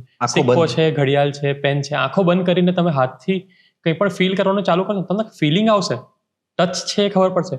કઈ વસ્તુ છે, એ વસ્તુનો આકાર શું છે, એ વસ્તુ તમારા બ્રેન એની સાથે એસોસિએટ કરી શકે છે, એ તમારું પરાઇટલ લોબનું ફંક્શન હોય. તો ગઈકાલે જ મેં એક દર્દી જોયા જે મને કહે કે ખિસ્સામાં ચાવી મૂકું છું ને અને ચાવી શોધું છું, ખિસ્સામાં હાથ નાખું અને ચાવી આખા ઘરમાં શોધું, અને પછી ખબર પડે કે ખિસ્સામાં જ હતી. તો કે કેમ આવું થયું? At that time I told him કે એમઆરઆઈ કરાવી. એમઆરઆઈમાં નાનો સ્ટ્રોક થયો હતો પરાઇટલ લોબમાં. તે જમણા ખિસ્સામાં હાથ નાખે અને ચાવી ખિસ્સામાં જ હોય ને કે હું આખા ઘરમાં શોધું, ચાવી નથી મળતી મારી કારની. તો પછી મેં એમને સમજાયા, મેં એમને આંખો બંધ કરીને ટેસ્ટ કર્યા. આઈ ડેમોન્સ્ટ્રેટેડ હિમ કે તમે ડાબા હાથથી ચેક કરો તો કદાચ મળી જશે, અને ડાબા ખિસ્સામાં ચાવી રાખો તો મળશે. So that is how see આ બધું ફંક્શનલ રિહેબિલિટેશન. તો parietal lobe function primarily is because કે પ્રોપ્રાયોસેપ્ટિવ ફંક્શન કહીએ કે તમે આંખ બંધ કરો અને હાથમાં કોઈ વસ્તુ મૂકીને ચેક કરવું હોય. It is a basic example કે આ કરે. પછી નેવિગેશન સ્ટ્રેટેજીસ હોય તમારી. તમારે અહીંયાથી તમારા ઘરે જવું છે, તમે રોજ એ રસ્તેથી આવો છો, પણ સપોઝ એ રસ્તો બંધ છે, તમારે બીજા રસ્તેથી જવાનું છે. સો તમારા મનમાં અમદાવાદના મેપનો બર્ડ્સ આઈ વ્યૂ છે, 3D વ્યૂ છે કે હું આમથી આમ, તમારે ડાયરેક્શન અહીંયા જવાનું છે, તમે આમથી ફરીને જશો કે આમથી ફરીને જશો, એ ડિરેક્શનની ઇન્ફોર્મેશન, સેન્સ ઓફ ડિરેક્શન કોણ આપશે? એ છે પરાઇટલ લોબ. કે તમને કહેશે કે તમારો પોઈન્ટ નક્કી છે, A to B જવાનું છે, તમે કયા રસ્તેથી જઈ શકો છો એના માટે તમારી પાસે બર્ડ્સ આઈ વ્યૂ હોય છે મેપનો. That is called parietal lobe. આના માટે બહુ એક ઇન્ટરેસ્ટિંગ ટેસ્ટ અમે લોકો કરતા હતા, which is called a supermarket test which was developed in UK. તો તમને એવું કહે કે તમે સુપર માર્કેટનો એક વિડીયો પ્લે કરે અને તમે ચાલીને સીધા જાઓ, પછી તમને રાઈટ ટર્ન મારે, લેફ્ટ ટર્ન મારે, પછી જઈ અને ઊભા રાખે. પછી સુપર માર્કેટ જતું રહે, ઉપરથી બર્ડ્સ આઈ વ્યૂ આપે કે હવે તમે કહો કે તમે કઈ જગ્યાએ ઊભા છો સુપર માર્કેટમાં. સો if your parietal lobe is functioning well, તો એ તમને ત્યાં મળે. I tell you one more example. તમે અત્યારે આઈઝ ક્લોઝ કરો અને આંખો બંધ કરીને ઇમેજિન કરો કે તમે ક્લોકના સેન્ટરમાં ઊભા છો ફેસિંગ એટ 12 o'clock. તો 10 o'clock કઈ જગ્યાએ થશે? My left. હા, તો બરાબર છે. So this means your parietal lobe is functioning well. A sense of position, કે 3D સ્ટ્રક્ચરમાં તમે પોઝિશનમાં કઈ જગ્યાએ ઊભા છો, આ parietal lobe નું ફંક્શન છે. એવી જ રીતે ટેમ્પોરલ લોબ અભિષેકભાઈએ કીધું. સો એઝ વી ડિસ્કસ્ડ અર્લિયર કે તમે સ્કૂલના ટાઈમે કે કોલેજના ટાઈમે કોઈ જગ્યાએ મ્યુઝિક સાંભળતા હતા, મે બી કોઈ ગર્લફ્રેન્ડ સાથે બેસીને તમે મ્યુઝિક સાંભળેલું હોય અને તમે એ મ્યુઝિક અત્યારે ફરીથી સાંભળો અને તમને એ જ ઇમોશન રિક્રિએટ થાય, સો that is a part of temporal lobe. તો ટેમ્પોરલ લોબમાં એક એરિયા હોય હિપોકેમ્પસ, એ મેમરી સ્ટોર કરે, એમેગડેલા જે ઇમોશન રેગ્યુલેટ કરે. સો તમને સેમ ઇમોશન ફિલિંગ આવે, તમને વરસાદ પડતો હોય, ભીની માટીની સ્મેલ આવે અને તમને યાદ આવે કે તું આ જગ્યાએ ભીની માટીમાં આ જગ્યાએ બેસીને આવી રીતે એન્જોય કરતો હતો. સો ધોઝ આર ધ ઇમોશન્સ. કવિઓ આ વસ્તુને કેટલી રોમેન્ટિસાઇઝ કરી દે, રાઈટ? અને સાયન્ટિફિકલી જોઈએ તો ઇટ્સ રાઈટ ઇન ફ્રન્ટ, બધું સામે છે. અને આ સાંભળીને એવું લાગે યાર બધું મગજ જ છે. મતલબ ફોર એક્ઝામ્પલ કે મને હું કે ડાજ્યો છું, રાઈટ? તો એ જે મને બળે છે એ મારા મગજને કારણે બળે, ચામડીને. So brain is all there is. તમે બોડીનું કોઈ બી ઓર્ગન તમે ટ્રાન્સપ્લાન્ટ કરી શકો છો. લંગ કરી શકો છો, લીવર કરી શકો છો, કિડની કરી શકો છો, હાર્ટ કરી શકો છો.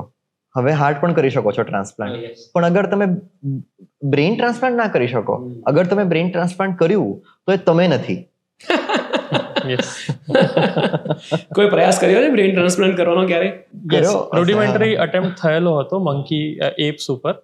સો એટ ધેટ ટાઈમ એક જ એપને એક અનધર બ્રેઇન ટ્રાન્સપ્લાન્ટ કરીને ટ્રાય કર્યો હતો. ધેટ એનિમલ ડાઈડ, બટ એ વખતે કંટ્રોલ ઇશ્યુઝ થયો હતો કે બોડીનો કંટ્રોલ કયા બ્રેઇનમાં રહેશે.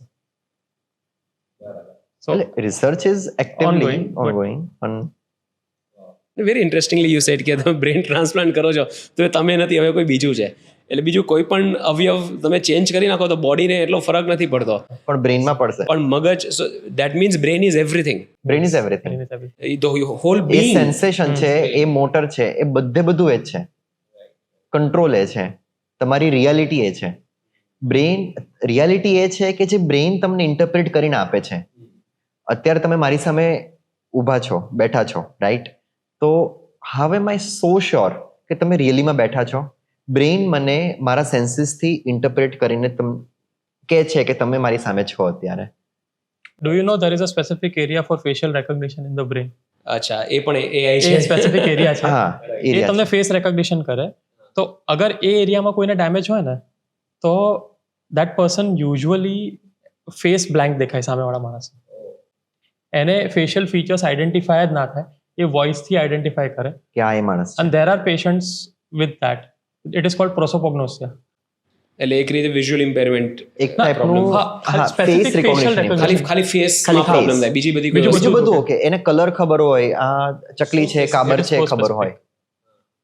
There is a TV series called Hannibal.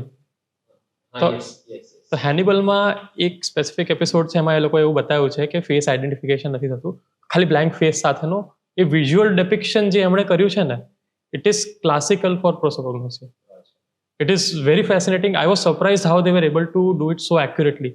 આટલું એક્યુરેટલી એ લોકો કેવી રીતે ડિસ્ક્રિપ્શન કરી શક્યા છે. But that is what it is કે ફેસ ખાલી બ્લેન્ક હોય, તમને કંઈ ના, બોડી બધું જ બરાબર દેખાય, ફેસ ના દેખાય માણસને ખાલી. આપણે આપણા મગજની કેપેસિટીનો કેટલો ઉપયોગ કરીએ છીએ average human? Very difficult question. પણ ટુ નો ધેટ થિયોરેટિકલી, અગર એ જાણવું હોય તો એક એવું માણસ હોવું જોઈએ આપણી પાસે કે જેને 100% ઉપયોગ કરેલો હોવો જ હોય, તો જ we will be able to tell કે આપણે એના પર્સન્ટેજમાં કેટલું કરી રહ્યા છીએ. તેની સાયન્સ પાસે એનો આન્સર નથી. અને બીજું એક ઇન્ટરેસ્ટિંગ વસ્તુ એ પણ છે કે આપણે મગજની કેટલી કેપેસિટી યુઝ કરી રહ્યા છે ને, તો આપણે જે મગજનો કોન્સેપ્ટ છે ને, it is only frontal lobe. Thinking આપણે એ જ એક્સેસ કરી શકીએ જાગૃત અવસ્થામાં. બરાબર. બાકી જે છે તો બાકી બધું યુઝ કરીએ જ છે. એમ કે આ જે ફ્રન્ટલ લોબનો બીજા પાર્ટ છે, એમાં હાથ પગની મુવમેન્ટ્સ આપણે યુઝ કરીએ છીએ. પછી there are specific systems which get activated in sleep and which get deactivated in awake state. તો there is a specific hormone which is secreted કે તમને કહે છે કે ચલો હવે જઈને સૂઈ જવાનું છે, અંધારું થાય એટલે હોર્મોન સિક્રેટ થવાનું ચાલુ થાય. અને ઘણી વખત એટલે specific areas of the brain are always યુટિલાઇઝડ. But when we સે કે આપણે મગજનો કેટલો ઉપયોગ કરી રહ્યા છીએ, એ ખાલી ફ્રન્ટલ લોબ છે. તો it is very difficult to quantify કે આપણે એક્ઝેક્ટલી કેટલો ઉપયોગ કરી રહ્યા છે. એક ફિલ્મ છે લૂસી, બધાએ જોઈ હશે લગભગ, મારા ઓડિયન્સ તો લગભગ ઘણા બધાએ જોઈ હશે. એમાં એવું બતાવે કે કોઈ એક સ્પેસિફિક દવા ખાય એને કારણે બ્રેનની સેરેબ્રલ કેપેસિટી છે વધી ગઈ, હા. એ વધતી જાય, કે યુઝ્યુઅલી આપણે 1 કા 2% એમાં Yes.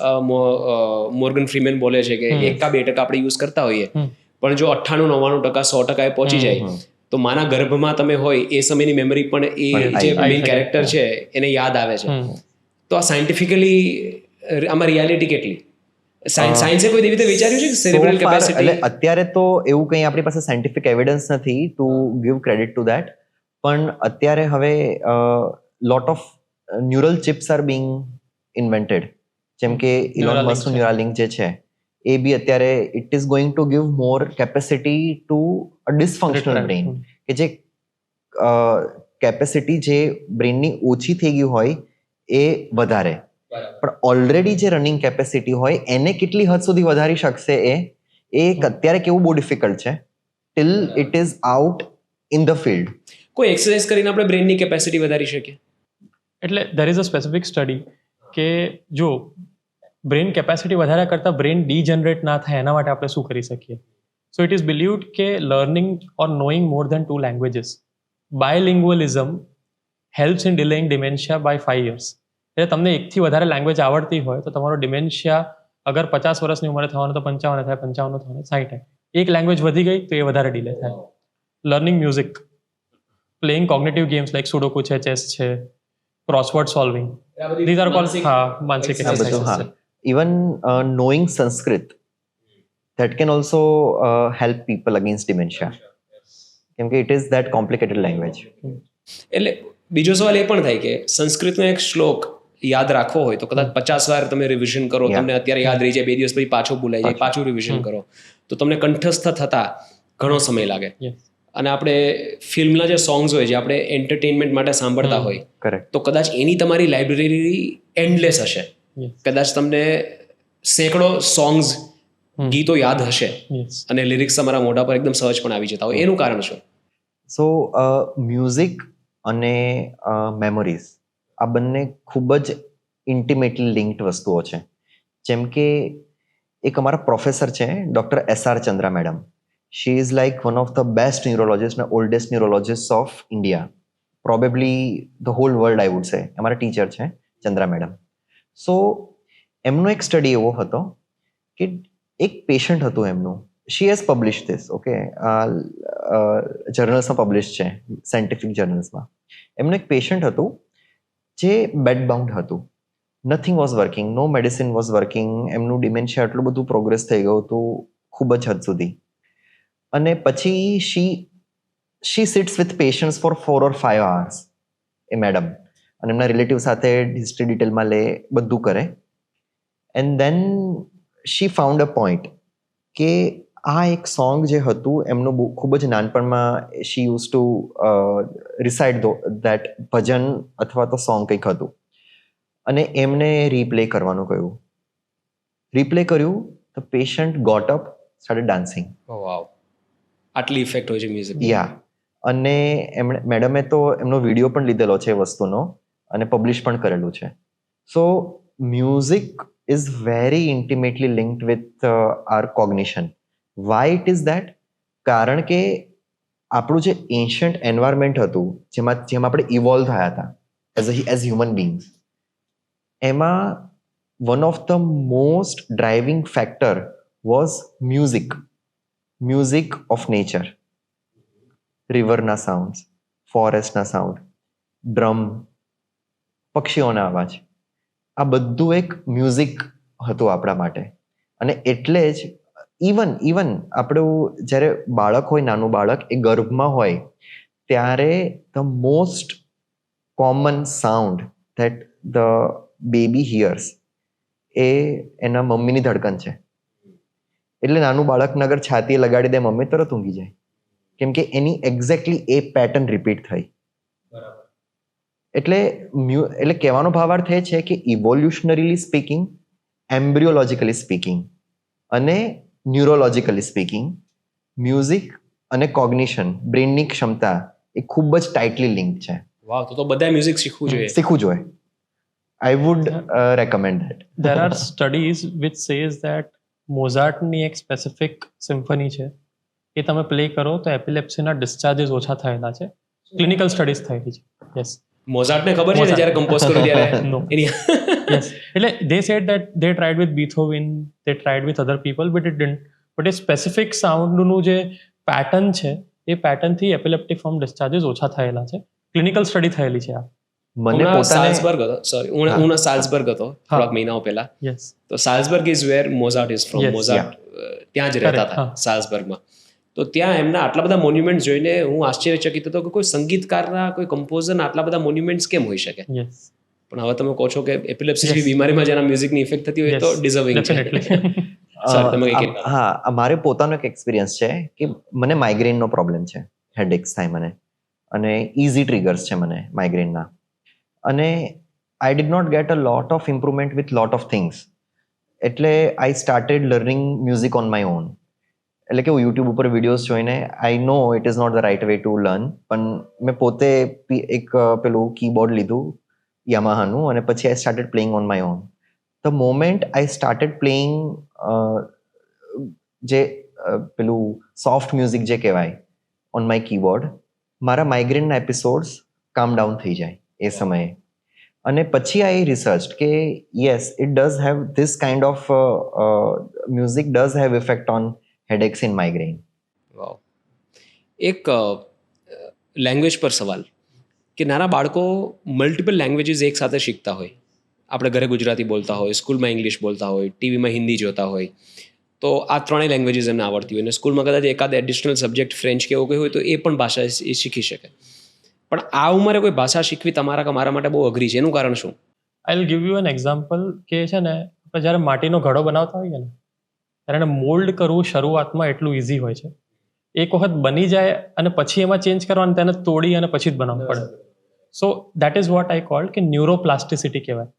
નાના બાળકને તમે 10, 12, 15 વર્ષ સુધી જે શીખવાડવા માંગતા હોય, જેટલું શીખવાડવા માંગતા હોય, ગ્રાસ્પિંગ ઇઝી હોય, you can easily mould their personality. પછી once the personality is ingrained, features ingrained થઈ ગયા છે, ઇમોશનલ્સ રેગ્યુલેટ થઈ ગયા છે, એ પછી બહુ ડિફિકલ્ટ છે એને રેગ્યુલેટ કરી અને ચેન્જ કરવા માટે. Learning is not difficult but it is easy while you are a child. અને ચાઇલ્ડનું બ્રેઇન જે રીતે ડેવલપ થતું હોય છે, જે રેટ પર ડેવલપ થતું હોય છે, આટલા રેટ પર આપણા બ્રેઇન્સ ડેવલપ ના થતા હોય આ એજ પર. તો એનો રેટ ઓફ ડેવલપમેન્ટ જે હોય છે એ એક્સપોનેન્શિયલી હાયર હોય છે અત્યારે આપણા કરતાં. એટલે ધેટ ઇઝ ઓલ્સો રીઝન કે તમે જેટલું જલ્દી એમને એ એક્સપોઝર આપો, they are more likely to integrate things. I'll give you one more example. એક પોલિશ ચેસ ગ્રાન્ડ માસ્ટર છે જેની 4 દીકરીઓ હતી. હવે એક ગ્રાન્ડ માસ્ટરે શું કર્યું કે એમની સૌથી મોટી દીકરી હતી એમને અરાઉન્ડ 2 or 3 યર્સની એજે ચેસનું એક્સપોઝર આપ્યું. જેની બીજી નંબરની દીકરી થઈ એને 1.5 કે 2 વર્ષે એક્સપોઝર થયું ચેસનું. થર્ડ હતી એને 1.5 યર્સની એજે થયું. જે ચોથી હતી તો she was born with chess, કારણ કે આટલા બધા લોકો ચેસ જ રમતા હોય આખો દિવસ. તો સૌથી નાની દીકરી જે હતી, જેને સૌથી અર્લીએસ્ટ એક્સપોઝર જે થયેલું હતું, એનો ચેસમાં રેન્ક સૌથી ઉપર હતો આ બધા કરતા. સેમ વસ્તુ કે AR રહેમાન, એના ફાધર વોઝ અ મ્યુઝિશિયન. તો એ જેવો બોર્ન થયો ત્યારથી he was expose to such and such kind of music, good music. અને જેના કારણે એના બ્રેઇનનો એ એરિયા આટલો સ્ટિમ્યુલેટ થયો હશે કે he is now playing at a level which is incomprehensible to આટલું ટાઈમલેસ હ્યુમન મ્યુઝિક બીંગ. અને કન્સિસ્ટન્ટલી આટલું ટાઈમલેસ મ્યુઝિક Yeah. આપવું. Wow. Neuroplasticity is the word that I'm going to spend my rest of the day with. અને it is believed કે છે ને તમે જોયું હશે ને ચેસમાં જે પણ ગ્રાન્ડ માસ્ટર્સ થાય છે ને યુઝ્યુઅલી બધા 18 યર્સ પહેલા થઈ જતા હોય છે. After that it is very difficult two C someone to start chess or to become a grand master letter on. અગર તમે ચેસ ફોલો કરતા હો તમે જોશો ને કે 20-25 વર્ષ ઉંમર પછી તમે કોઈને ગ્રાન્ડ માસ્ટર બનતા નહીં જુઓ જે થઈ ગયા છે. Even Magnus Carlsen says that my best is way beyond me. So that is the thing. અને 25 યર્સ પછી તો તમારા neurons starts dying. Subconscious brain વિશે જાણવું છે. એ ઘટના શું છે? ઘણું બધું આપણે સાંભળ્યું છે, ઘણી બધી બુક્સ લખાઈ છે કે સબકોન્શિયસ બ્રેન તમે જો ડેવલપ કરો તો ઘણા બધા અનબિલીવેબલ ટાસ્ક પણ તમારું બ્રેન કરી શકે એમ છે. તમારી મેમરીઝ એન્ડલેસ થઈ શકે એમ છે. તો આ શું ઘટના છે સબકોન્શિયસ બ્રેનની અને કેવી રીતે કામ કરે? સબકોન્શિયસ બ્રેન એટલે એક તમે લાઇબ્રેરી માનીને ચાલો કે તમારી લાઇબ્રેરીમાં અઢળક બુક્સ છે. તમે જે નવી મેમરી જનરેટ કરી રહ્યા છો, જે નવી વસ્તુ શીખી રહ્યા છો, એ તમે લાઇબ્રેરીમાં બુકની જેમ જઈને ફાઇલ કરી દો છો. જ્યારે તમને એ બુક વિશે કોઈ ઇન્ફોર્મેશન જોઈએ છે, તમે લાઇબ્રેરિયન જઈને કહો છો કે મને હવે આ બુકમાંથી આ ઇન્ફોર્મેશન જોઈએ છે, મને કાઢીને આપો. That is cold રિટ્રાઇવલ. સબકોન્શિયસ તમે જેટલું વધારે વાંચો, તમે જેટલું વધારે એજ્યુકેટ થાઓ, જેટલી વધારે મેમરીઝ ક્રિએટ કરો, એ મેમરીઝ બધી એક જગ્યાએ જઈને સ્ટોર થઈ જાય લાઇબ્રેરીની છે. અને એની લિમિટ કેટલી હોય? Unlimited. Unlimited. TBs and TBs. Yes. It is Yes. petabytes. It is never replacement. તમારી લાઇબ્રેરીમાં હંમેશા એક ખાનું તો ખાલી હશે જ નવી બુક મૂકવા માટે. એટલે એમાં તમારે જગ્યા કરવાની જરૂર ન પડે, એટલી જગ્યા. એટલે એવું માનવામાં આવે કે હું આ કરીશ તો પેલું ભૂલી જઈશ, એવું નથી. ધેટ્સ વોટ કે તમે સબકોન્શિયસ બ્રેનમાંથી જ્યારે કોઈ વસ્તુ રિટ્રાઈવ કરવી હોય તો you go to that direction. આપણે જે કોન્વર્સેશન અત્યારે કર્યું છે, અમુક વસ્તુઓ મ્યુઝિક રિલેટેડ વાત કરી, આ વસ્તુ અમે લોકોએ મે બી 3 વર્ષ 5 વર્ષ સુધી મેં કોઈની જોડે ડિસ્કસ ના પણ કરી હોય, બટ મેં ક્યાંક કંઈક વાંચેલું છે, કંઈક સાંભળેલું છે. જેમ કે મેં તમને હેનિબલ ટીવી સિરીઝ વિશે કીધું, એ મેં 10 વર્ષ પહેલા જોઈ હતી. It was there in my subconscious mind. You asked me a question, તો હું લાઇબ્રેરિયન પાસે ગયો, મેં કીધું ચલો હેનિબલની બુક કાઢો, એમાંથી આપણે બુક ખોલી અને જવાબ આપવાનો છે. સો it is like that. So the magic of brain is not even in storage. Storage તો છે જ unlimited. The magic of brain is in establishing connections. કે આ 5 અનકનેક્ટેડ વસ્તુ, એપરન્ટલી અનકનેક્ટેડ વસ્તુઓ અત્યારે કનેક્ટ થઈ ગઈ આ કન્સેપ્ટ બનાવીને કે હા, નાવ ઇટ મેક સેન્સ. એટલે એક એવી આટલી બધી થાઉઝન્ડ્સ ઓફ અનસોલ્વડ પઝલ્સ જે હોય છે એને સોલ્વ એ સમયે બ્રેન કરી શકે છે online, in this time, in the present. એ એની કરામત છે. તો આજે મલ્ટિપલ ડિસિઝન્સ બ્રેન લે છે, આઈ એમ શ્યોર કંઈક એક્ટિવિટી તો થતી હશે. આપણા કેમ અવયવો હલે છે તો આપણે કંઈક એક્ટિવિટી કરી શકીએ છીએ, એમ બ્રેનમાં કંઈક તો એક્ટિવિટી થતી હશે જેને કારણે આ કનેક્શન મગજ બેસાડી શકે છે, સિગ્નલ્સ મોકલી શકે છે. એ એક્ટિવિટી શું હોય? એટલે brain is basically lot of neurons. Neuron એટલે આપણા બોડીનો એક એવો સેલ કે બ્રેનમાં હોય, અને it is the smallest functioning unit of brain. એટલે એવા બહુ બધા lakhs of billions of neurons હોય આપણા બ્રેનમાં, અને all the neurons are interconnected like electrical circuits, literally electric circuits. Brain is an electrical organ. So can I make this statement? Intelligence is energy. Connected energy. Absolutely. Yes. Agreed. Absolutely. So intelligence is energy, is electrical energy. કેમ કે intelligence is derived from brain. જેટલું brain function સારું આટલું intelligence સારું, અને brain functions on electrical energy. અને EEG અમે જે બોલીએ છીએ 5-6 વાર અમે બોલી ગયા છું, EEG, that is electrical activity of brain. We literally record the electrical activity which is ongoing without stimulation in the brain. એટલે આ અનસ્ટિમ્યુલેટેડ છે કે તમે કઈ કરંટ આપીને પછી રેકોર્ડ નથી કર્યા, you are not generating spontaneously ચાલુ જ છે એક્ટિવિટી. અને એ બધા એ જે સર્કિટ છે, નેચરલ બધી સર્કિટ્સ ડેવલપ થઈ હોય over years, right from the embryo till you die, એ ડેવલપ થતું જ રહે. અલગ અલગ રીતે બધા કનેક્શન્સ એસ્ટાબ્લિશ થાય અને કન્ટિન્યુઅસલી ચેન્જિંગ હોય, like a living organ. Can you infuse neurons? એ શક્યતા છે સાયન્સમાં? As of now science says that બ્રેનમાં અગર કોઈ સેલ ડાય થઈ ગયું કે કોઈ વસ્તુ ડેમેજ થઈ ગયું તો એ રિકવર નથી થતું. આપણે ચામડીમાં થઈ જાય છે રિકવર, બાકી બધા ઓર્ગન સિસ્ટમ્સમાં થાય છે રિકવરી. પણ બ્રેન જ એવું ઓર્ગન છે કે જેમાં યુ કેન નોટ, કે ન્યુરોન મરી ગયું, you can not. Regenerative capacity brain પાસે નથી. So now it would make sense કે જે સૌથી રીજનરેટિંગ ઓર્ગન છે આપણા બોડીનું, એ છે સ્કિન. એ સૌથી બહાર છે, અને જે સૌથી ઓછું રીજનરેટિવ કેપેસિટી વાળું અથવા તો ઓલમોસ્ટ નિલ રીજનરેશન જેની પાસે છે કેપેસિટી, એ સૌથી પ્રોટેક્ટેડ છે સ્કલમાં અને સ્પાઇનલ કોર્ડ એટલે કે વર્ટિબ્રલ કોલમની અંદર, કરોડરજ્જુની અંદર પ્રોટેક્ટેડ છે. એટલે this are the central nerve, આને સેન્ટ્રલ નર્વસ સિસ્ટમ કહેવાય. અને Y it is like that કે જેટલું એનું ડિફરન્શિએટેડ ફંક્શન, જેટલું ઇવોલ્વડ ફંક્શન, એટલું એ ઇરરિપ્લેસેબલ. You are a very good podcaster, right? You are one of the best. So you are not replaceable almost or you are least replaceable. એટલે તમારું જે difficult to replace, the more evolve your function is, more difficult it is to replace. Okay, તો જ્યારે કોઈ organ કામ કરતું બંધ થાય, રાઈટ, કે લીવર કામ નથી કરતું, કિડની રિસ્પોન્ડ નથી કરતી, does that mean the brain has decided to not interact with that organ anymore, કે એ એની એજિંગ અવયવની સાથે થતું હોય? હવે ડિપેન્ડ્સ કે યુઝ્યુઅલી જ્યારે પણ આપણે કહીએ કે નથી કામ કરતું લીવર અથવા નથી કામ કરતી કિડની, ઇટ મીન્સ કે કિડનીનો પ્રાઇમરી પ્રોબ્લેમ છે which is causing it to dysfunction. એનો પ્રાઇમરી એ છે primary. It is not because કે brain has decided or something એવી રીતે. Brain would want everything to work very nicely and in nice coherence, પણ by some problem, it can be virus infection અથવા કોઈ બી ટાઈપનું injury થઈ હોય અથવા તો કંઈક પ્રોબ્લેમ કે જેના કારણે ત્યાં ફંક્શન ઓછું થઈ ગયું, ત્યારે આપણે એને રિપ્લેસ કરી દેતા હોઈએ છીએ. અને મોસ્ટ ઓફ ધ ટાઈમ્સ અગર સરખી રીતે આપણે એમને રિપ્લેસ કરી દીધું, ટ્રાન્સપ્લાન્ટ જેને આપણે કહેતા હોઈએ છીએ, અને successfully it can be done, અને lot of patients have second life because of such transplants. My last question on brain. IQ બહુ પોપ્યુલર ટર્મ છે. કોઈનું આઈક્યુ વધારે, કોઈનું આઈક્યુ ઓછો.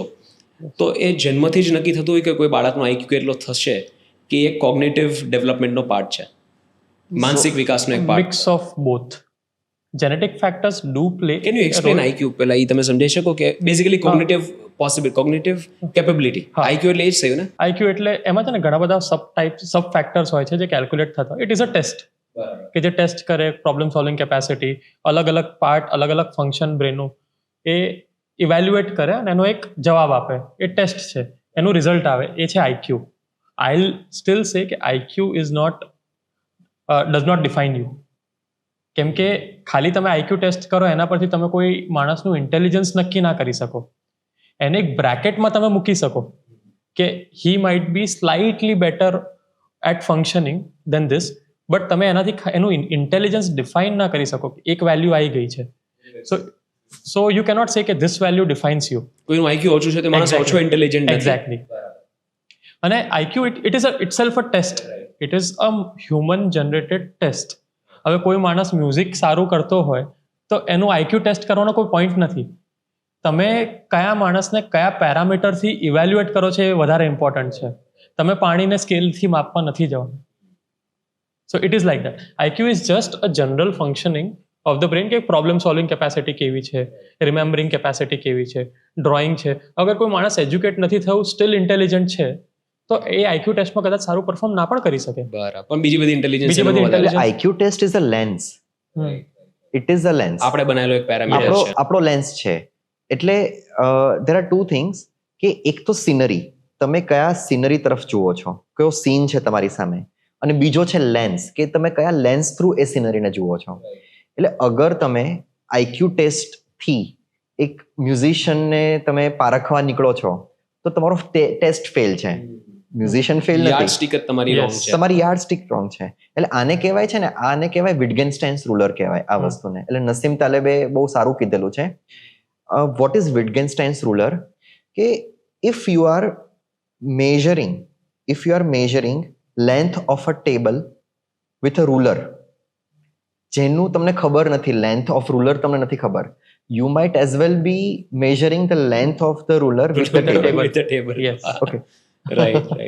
Very well said. અને કોઈ ઇન્ટેલિજન્ટ, કોઈ મહાન માણસ એવું પણ કહેલું કે આપણે એવું માનીએ કે humans are the most intelligent species, કારણ કે આપણે એવી ઘણી બધી વસ્તુઓ કરી શકીએ છીએ, પણ અમુક પ્રાણીઓમાં એવી પણ ઇન્ટેલિજન્સ છે કે જે હ્યુમન્સ પાસે નથી. For example bets, they can read frequency and respond in frequencies, right? જે રીતે બર્ડ્સ જે માઇગ્રેટ કરે છે, ઓશન્સ માઇગ્રેટ કરીને પાછા પોતાના ઘરે પણ પહોંચી જાય છે, તો હ્યુમન્સ ન કરી શકે without navigation. That's what I was discussing, કે જે આપણે પેરેટલ લોબનું ફંક્શન વિશે ડિસ્કસ કર્યું, નેવિગેશન સ્ટ્રેટેજીસ. તો એ આપણે બર્ડ્સને સ્ટડી કરી અને હ્યુમન બ્રેનમાં કઈ રીતે અપ્લાય થાય છે, it was identified. First time the navigation strategies were identified in birds. પહેલાં કહેતા હતા કે પિજન જઈને ચિઠ્ઠી મૂકીને આપી આવે, તે બની શકે સાચું હતું. Because the navigation strategies were good.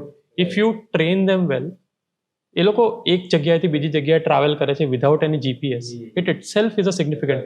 So that part of the brain, the navigation strategies are very well developed in birds. In fact યુએસમાં કોઈ વ્યક્તિ એક રિસર્ચ કરે છે, so that person is trained a few dogs to identify the cancer cells, the કેન્સરિયસ cells, જે affected cells હોય. તો એ શું કરે કે કોઈ વ્યક્તિને કોઈ પર્ટિક્યુલર પાર્ટનું કેન્સર છે, કોઈ પર્ટિક્યુલર પ્રકારનું કેન્સર છે, એના સેલ્સ આને એક્સપિરિયન્સ કરાવે ડોગને, સૂંઘાડે કે ચખાડે કેવી રીતે, અને ત્યાર પછી સિમિલર સિમ્ટમ્સ દેખાતા હોય તો એ વ્યક્તિને વળી પાછું આ ડોગને ચટાડે કે સૂંઘાડે એવી રીતે, and then dog will respond in a certain way if the cells are matching. અગર ઇન્ફેક્શન મેચ થતું હોય તો એની એક્યુરેસી પણ કંઈક 90% ઉપર છે. તો એ ઇન્ટેલિજન્સ એક ડોગમાં છે જે હ્યુમન્સમાં ક્યારેય નથી શક્ય. વાવ, કેટલો વિચિત્ર વિષય છે, અલૌકિક. એટલે જેટલું તમે ડિસ્કસ કરો એટલું ઓછું છે મગજ વિશે. But both of you, thank you so much. You guys have been very supportive. And મારી ક્યુરિયોસિટીમાં અમુક ક્વેશ્ચન્સ કદાચ ડમ્બ પણ તમને લાગ્યા હશે. ના ના, બિલકુલ નહીં. રાઈટ, બટ બહુ પેશન્ટલી તમે લોકો આન્સર્સ આપ્યા છે. No dumb questions, only dumb answers. Thank you so much, really appreciate. I thoroughly enjoyed this conversation. Same here. મહેરબાની કરીને એપિલેપ્સી વિશે થોડું વધારે વાંચો અને પ્લીઝ ડોક્ટર્સને ફોલો કરો. Thank you so much, both of you. Thank you very much for having us.